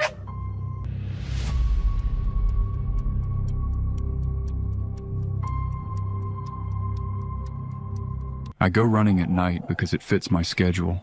I work late, I get home, and I go out. That's it. No deeper reason. The road I use is always the same. It's a straight stretch of asphalt with trees on both sides. There are no houses once you get far enough in. My name is Kyle. I'm not in great shape, but I try to keep a routine. That night I did exactly what I always do. I put on my running shoes, stepped outside, and started jogging at a steady pace. The first part of the run is always normal. You still hear distant traffic, maybe a dog barking. After a few minutes, all that disappears. It's just the road and the trees. I don't use music. I prefer to hear what's around me. I was about halfway into my usual route when I heard something from the right side of the road. It wasn't loud, but it didn't match anything normal either. It sounded like something dragging across dry leaves. I slowed down and turned my head slightly, trying to locate where the sound came from. It happened again, a bit clearer this time. It wasn't fast movement, it was uneven, like something injured trying to move. I stepped off the road and looked between the trees. It took a few seconds for my eyes to adjust, but then I saw it. A deer lying on its side. One of its legs looked bent in a bad way, and its chest was moving fast. I didn't get too close at first. I just stood there watching it.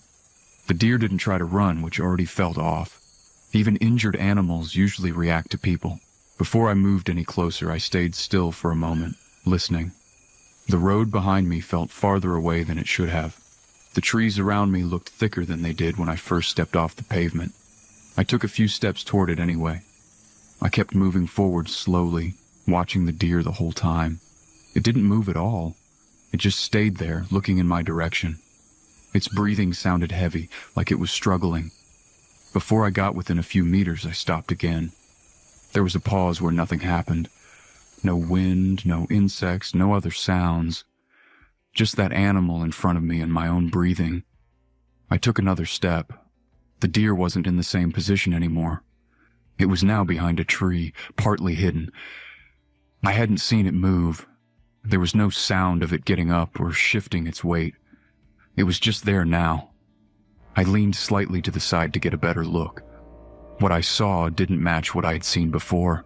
The body shape was wrong. The head was too narrow, and it was positioned higher than it should have been.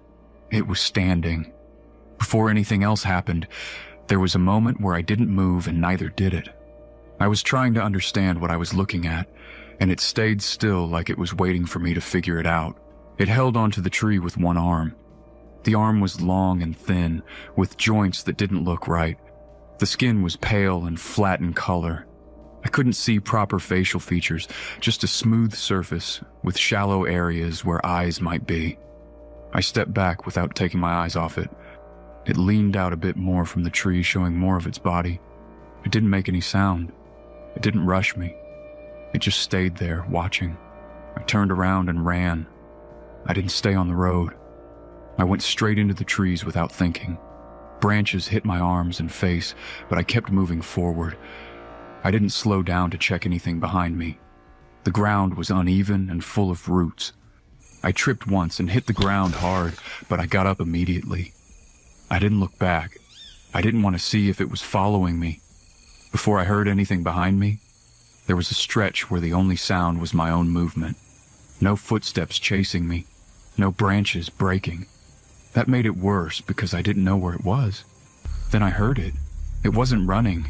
It sounded like something walking at a steady pace through the trees. The direction wasn't clear, but it was close enough that I knew it was following me. Before the next moment, I slowed down without meaning to. I was trying to listen and figure out where it was coming from. My breathing was loud and uneven. The sound came from in front of me. I stopped and took a step back. That didn't make sense because I had been moving in one direction the whole time. It stepped out from behind a tree ahead of me. Same body, same posture. It tilted its head slightly, like it was observing me. I turned and ran in a different direction. I kept running, but my pace was dropping. My legs were getting heavy and my breathing was getting worse. I couldn't keep moving like that for long. Before anything else happened, everything went quiet again. No movement, no sound. It felt controlled, like the silence wasn't natural. I slowed down and crouched behind a tree, trying to stay still. I covered my mouth with my hand so I wouldn't make noise while breathing. For a few seconds, nothing happened. Then I heard something move directly behind me. I turned quickly and saw it close to me. It reached toward me with one arm. The fingers were long and thin. I got back up and ran again. Before the next moment, there was a short stretch where I thought I'd gained some distance. I didn't hear anything behind me. Then something grabbed the back of my shirt and pulled hard. The fabric stretched and then tore. I fell onto my back and hit my head against the ground. I kicked again and managed to get free. I stood up and ran without stopping. My breathing was unstable and I could feel my body starting to give out. I kept moving forward without knowing where I was going. I just needed to get away from that thing. My legs were barely keeping up. Before the last moment, everything went quiet again. No sound behind me, no movement in front of me. Then, I noticed the ground changing. There were fewer roots, and the surface felt more even. I pushed forward. I saw the road ahead. I ran straight toward it and stepped onto the pavement. My footing changed suddenly, and I almost slipped, but I kept moving. Behind me, I heard movement again, closer than before. I didn't turn around.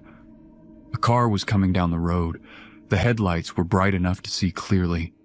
I waved my arms and ran toward it. The driver stopped suddenly. I opened the door and got inside without asking. The driver kept asking what happened, but I didn't answer. I just told him to keep driving.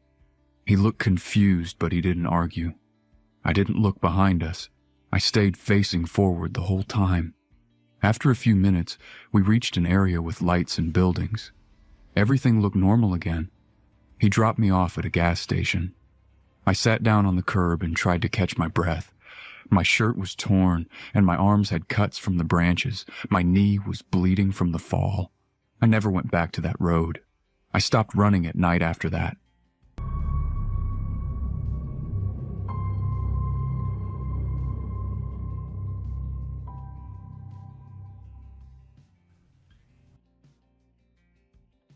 My name is Megan. I live in a small house at the edge of a quiet neighborhood with my son, Tyler. He's 12. It's just the two of us and our dog, Buddy. Nothing special about the place. One floor, narrow hallway, thin walls. You hear everything that happens inside it. Buddy came to us about a year ago. Medium-sized, brown fur, nothing remarkable. Calm most of the time. He followed Tyler everywhere at first. Slept near his bed, waited outside the bathroom, sat next to him when he played games. I liked that. It made the house feel less empty. Things started shifting slowly. Tyler stopped letting Buddy into his room at night. Then he stopped petting him. Then he started avoiding him completely. I noticed, but I thought it was just a phase. Kids get weird sometimes. One evening, he told me straight up he didn't like the dog anymore. Not in a dramatic way. He said it quietly while eating. He didn't even look at me. I asked why. He shrugged and kept eating. I didn't push it too much. I told him to stop acting like a baby. Buddy hadn't done anything wrong. At least, not that I'd seen. Tyler started locking his door at night. That was new. He never did that before. When I asked, he said it helped him sleep better. I told him it was unnecessary. He insisted. A couple days later, he told me something that I didn't take seriously. He said Buddy was acting strange. Not barking, not growling. Just watching. Sitting still for long periods, looking at him without moving. I told him that dogs do that sometimes. He shook his head and said no. He said it wasn't normal. He said Buddy didn't blink much anymore. That part annoyed me more than anything. It sounded like something he made up after watching videos online. That night, I checked on Buddy myself. He was lying in the living room, calm, breathing slow. When I called his name, he stood up and came over like always. Nothing strange. I told Tyler he was overreacting. He didn't argue. He just nodded and went back to his room. That was the last time he tried to explain it to me. The day everything went wrong, I'd gone out to buy groceries. Nothing unusual. It was early evening when I got back. The street was quiet. No cars passing, no people outside. Just still. Before I even opened the door, I noticed something off. The house was silent. No TV, no footsteps, no dogs scratching at the door like usual. I stood there for a second, holding the bags, listening. I went inside and closed the door behind me. The groceries felt heavier than usual in my hands. I set them on the kitchen counter and called Tyler's name. No answer. Then I heard it. Crying. Soft at first, then louder. It came from down the hallway. I walked fast toward the sound. My chest tightened, but I didn't stop. When I reached the hallway, I saw Tyler sitting on the floor near the bathroom door. His face was wet, his hands shaking. He pointed at the bathroom. He didn't speak right away, just pointed, like he couldn't bring himself to say it. I crouched down and grabbed his shoulders, asking what happened. He looked straight at me and said there was something inside. He said it wasn't the dog anymore. Before I could react, I heard a sound from inside the bathroom. A slow movement. Something brushing against the floor. I stood up and moved toward the bathroom door. My hand hesitated before touching the handle. The crying behind me didn't stop. Tyler kept repeating that something was inside. I opened the door slowly. Inside, I saw Tyler. He was locked in the bathroom, pressed against the wall, eyes wide, breathing fast. He looked exactly like my son. Same clothes, same face, same everything. For a second, my brain refused to process it. Suddenly, I felt a sharp pain in my ankle. I looked down and saw something clamped onto my leg. Teeth dug deep into my skin. The pressure was strong, sudden, and violent. I lost balance and dropped to the floor. The thing that bit me looked like Tyler. It had his face, but it was wrong. The skin stretched tight in some areas and loose in others. Its mouth was open wider than it should be. Teeth pressed hard into my ankle as it pulled back and shook its head. The pain shot up my leg. I tried to kick it, but it held on. Then it climbed onto me. Before it reached my face, there was a moment where everything slowed. I could hear Tyler behind me shouting. I could feel my heartbeat in my ears. The thing's hands were already on my chest, pushing down. It leaned closer. Its face was still shaped like my son's, but distorted. The eyes didn't line up right. The mouth opened too far. I could see gums where they shouldn't be. Then it bit my face, hard. I screamed and twisted my body, trying to get it off. It didn't stop. It kept pressing down, teeth scraping against my cheek, trying to latch again. I grabbed its head and pushed, but it kept coming back. Then Tyler jumped in. He grabbed the thing from behind and pulled with everything he had. It resisted at first, its fingers digging into my shirt, but then it lost grip and fell to the side. I rolled away and tried to stand, but my injured foot slipped on the floor. Blood made it worse. I hit the ground again, and the thing turned fast. It crawled toward me and grabbed my ankle again. Teeth sank in deeper this time. I screamed again and kicked it with my other foot, hitting its head. It loosened its grip for a second. That was enough. Tyler grabbed my arm and pulled me up. I leaned on him, and we moved fast toward the front door. My leg barely held my weight, but I forced it. We didn't look back. We got out of the house and kept moving until we reached the street. We stayed outside for a while. I sat on the curb, holding my leg. Tyler stood next to me, shaking. Neither of us spoke at first. Then I called the police. While we waited, I kept looking at the house. The door was still open. Nothing came out. No movement. No sound. It just stood there like nothing had happened. When the police arrived, they asked questions. I tried to explain, but it sounded insane even to me. They went inside to check. Before they entered, I felt a tight knot in my chest. Not fear exactly. Something else. Like expecting something to come out again. But nothing did. They searched the entire house, every room, every corner. No sign of anything, no dog, no second child, nothing. Just blood on the bathroom floor. We didn't go back to live there. I had stitches on my ankle and face. The marks stayed. They didn't heal clean. The doctors asked questions. I gave simple answers. I didn't mention what really happened. Tyler doesn't talk about it much. When he does, he keeps it short. He says the dog changed in front of him, that it stood up differently, that its body stretched before taking his shape. Buddy was never found. No one reported a loose dog. No shelters had him. It was like he disappeared completely. When we first pulled up to 657 Boulevard, I swear it felt like a dream. The kind of house you see in magazines. Tall white columns, a wraparound porch, and enough windows to swallow sunlight whole. My husband Daniel squeezed my hand and said, "This is it, Claire. Our forever home." We'd worked years for this. 2 kids in the back seat, boxes full of memories, and hearts swollen with the kind of hope that only comes with fresh paint and new beginnings. The neighbors waved politely as we moved in. One even brought over a pie, something that made me laugh because it felt so movie-like. But I should have known. Stories that start perfect rarely stay that way. On our second night after the kids fell asleep, I went outside to grab a package left by the door. That's when I noticed it. A plain white envelope. No stamp, no address. Just the words, "Welcome home." I thought it was a neighborly gesture at first. Maybe a note from the Homeowners Association. But the handwriting, it was old-fashioned, careful, almost obsessive. I opened it right there under the porch light. Inside was a letter.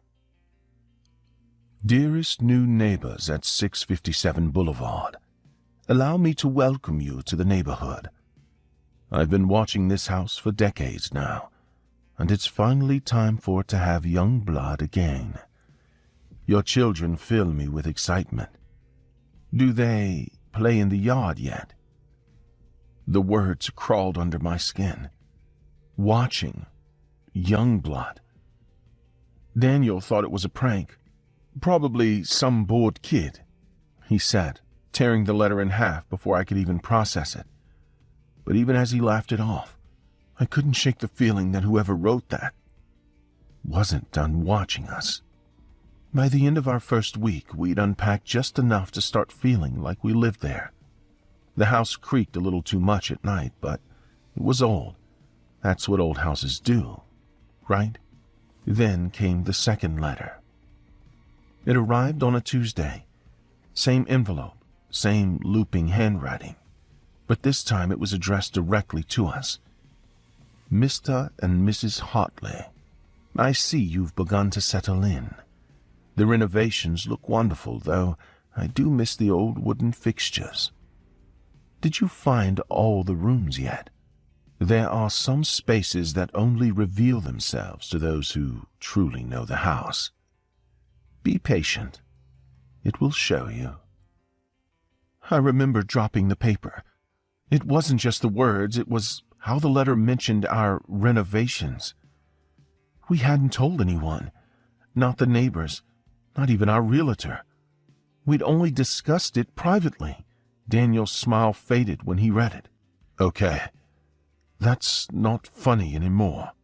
We called the police, but there wasn't much they could do. Could be a prank. Maybe someone from the previous owner's circle. Just keep the letters, if any more come. But they didn't stop.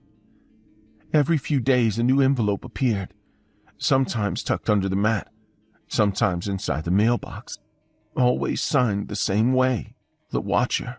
The house knows I am here. It has known me longer than it has known you. I walk by often. The upstairs window looks beautiful at night when your daughter leaves the light on. You still haven't found the secret room, have you? Each letter felt like a hand tightening around our lives. Daniel started checking the security cameras every night. I began pulling the curtains closed before the sunset. The kids, thank God, didn't know anything. But I started to wonder, was someone really watching? One night as I was tucking our son into bed, he said something that froze my blood.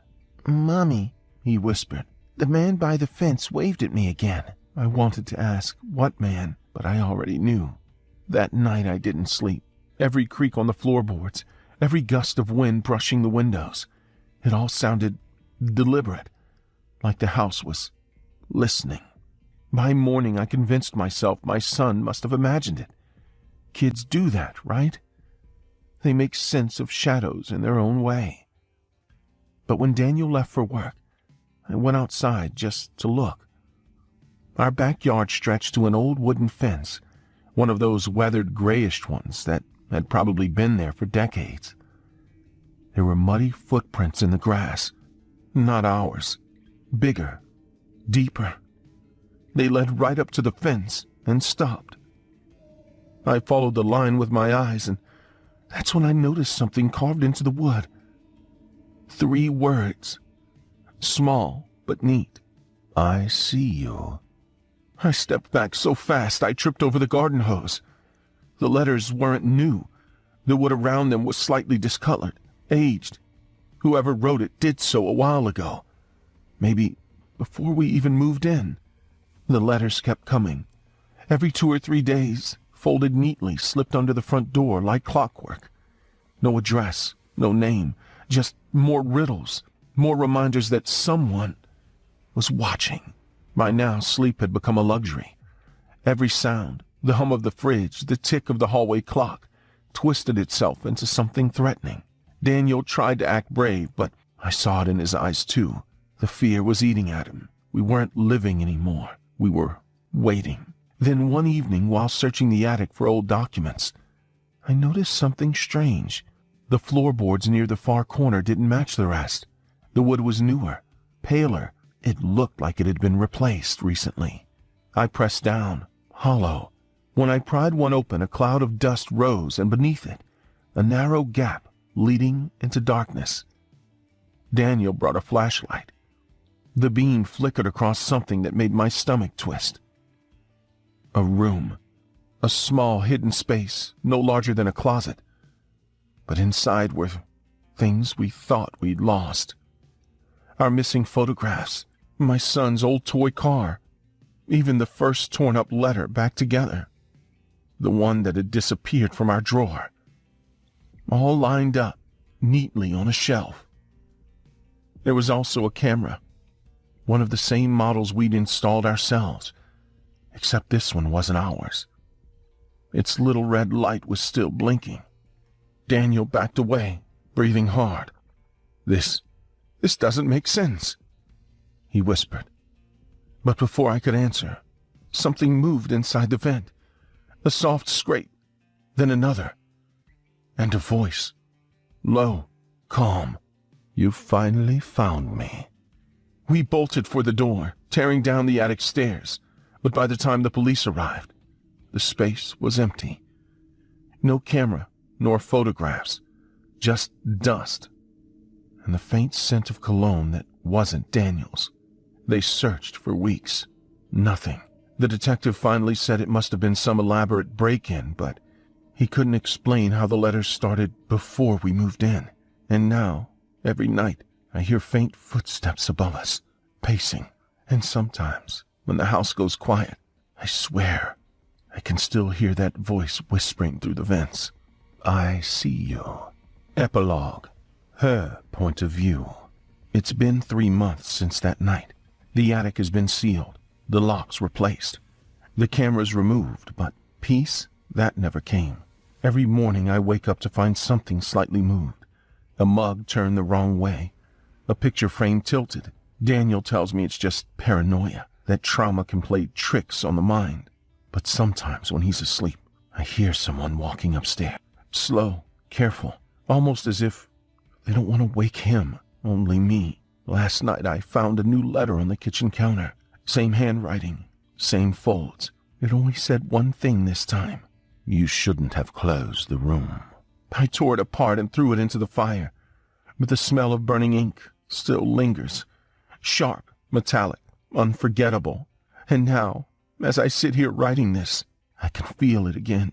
That same presence behind me, watching, waiting, because sometimes evil doesn't haunt the house you live in. It haunts you. I worked the night shift at a 24-hour McDonald's near a highway exit. The place never fully stopped, but it slowed down enough to make the hours feel longer. My job was simple. Take orders, clean trays, restock supplies, and wait for the next customer. At night, we were always a small team. One person at the front, one in the kitchen, sometimes a supervisor in the back. There was always a security guard near the entrance, mostly standing still, watching people come and go. There was a guy who started showing up almost every night. He looked homeless, dirty clothes, thin body, skin pale in a way that didn't look natural. He never ordered anything, he just walked in and stood there without doing anything. Security always removed him. No resistance, no reaction. He would just turn and walk out. The strange part was that he didn't look annoyed or embarrassed. It always felt like he had already decided when he was going to leave. After a few nights, everyone started talking about him. Customers noticed him, some avoided him, others asked questions. Management told us not to get involved and to let security handle it, but that didn't stop the tension from building up. He didn't show up at the same time every night. Sometimes it was early, sometimes close to dawn. There was no pattern. He just appeared, stood there for a while, and then left when security approached him. People called the police a few times. Every time, he was gone before they arrived. No one saw him leave. He just wasn't there anymore, as if he disappeared inside the building. One night, I watched closely when they kicked him out. He walked outside slowly without looking back. A car passed in front of the building for a second, blocking my view. When it cleared, he was gone, and there was nowhere he could have gone to that fast. That night felt slower than usual. There were fewer customers, and the silence between orders made everything feel stretched out. I kept checking the entrance more than I probably should have, expecting him to show up again. Before locking the front door, I made sure it was secure. I pushed it twice, checked the handle, and confirmed it was locked properly. I didn't want any chance of him getting inside again without us noticing. Around 3:40 a.m., I was alone at the counter. The kitchen guy was in the back, and the security guard had stepped outside. That's when I heard the door open, even though I knew I had locked it. I looked immediately. The door was slightly open, moving just a little, but there was no one standing there. I didn't try to investigate further, and I grabbed the phone to call the police, telling them someone had entered the building while I kept my eyes fixed on the entrance. After the call, I moved away from the front. If someone had broken in, they would go for the registers, and I didn't want to be anywhere near that. I headed straight to the storage room, trying to put distance between me and the entrance. Before entering the storage room, I stopped at the door and listened carefully.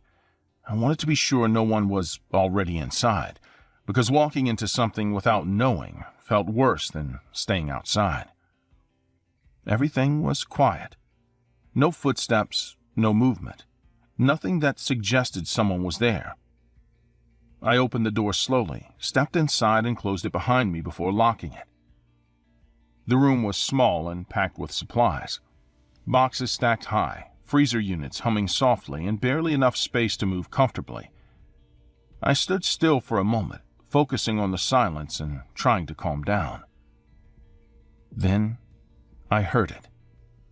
A wet chewing sound, slow and repetitive, coming from somewhere inside the room.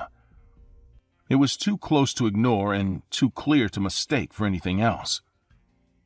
I turned my head toward the freezer section and saw someone crouched there. The packaging of the raw patties was torn open, and he was grabbing the meat with both hands and eating it without stopping. I didn't react immediately. I just stared, trying to understand what I was looking at. His body didn't look right, like the proportions didn't match a normal person, and his skin looked pale in a way that felt wrong. Then I recognized his face. It was the same guy who kept coming in every night, but up close, it was different. His features didn't sit correctly, and his mouth opened wider than it should have while he chewed. Before doing anything else, I looked at his eyes and realized there were none. The space where they should have been was empty, and that made it impossible to tell where he was looking, even though I knew he was aware of me. I took a slow step back toward the door, trying not to make any noise. The moment my foot moved, he stopped chewing and turned his head directly toward me with a speed that didn't match a normal human reaction. I tried to move faster and reach the door, but I didn't get the chance. He was already in front of me, blocking the exit completely, without making a sound or giving me time to react. I stopped moving without meaning to. My body was locked in place while he leaned closer to my face, his jaw moving slightly with pieces of raw meat still visible between his teeth.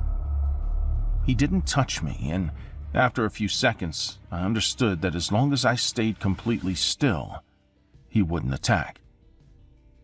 I tried to move slowly, just enough to create space, but he followed every movement with perfect precision, staying directly in front of me and never losing track of where I was.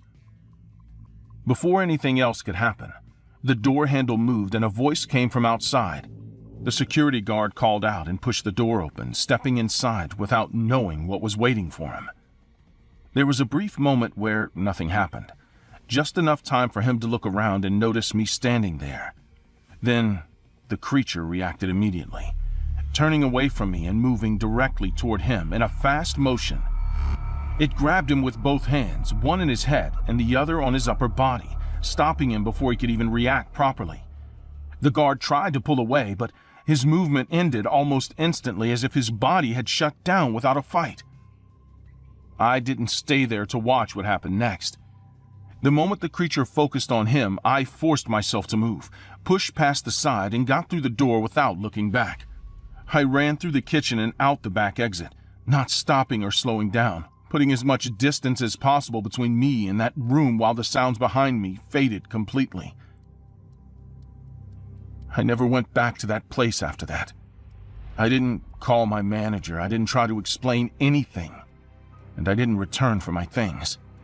I just stayed away and avoided anything related to that job. No one contacted me afterward. The police never called and the company never reached out. It was like the entire situation had been erased or never reported in the first place. A few days later, I checked online to see if anything had come up. The McDonald's was still open, operating like nothing had happened, and there were no reports about any incident or missing staff. I guessed that reporting a murder and a monster appearance wasn't good for business.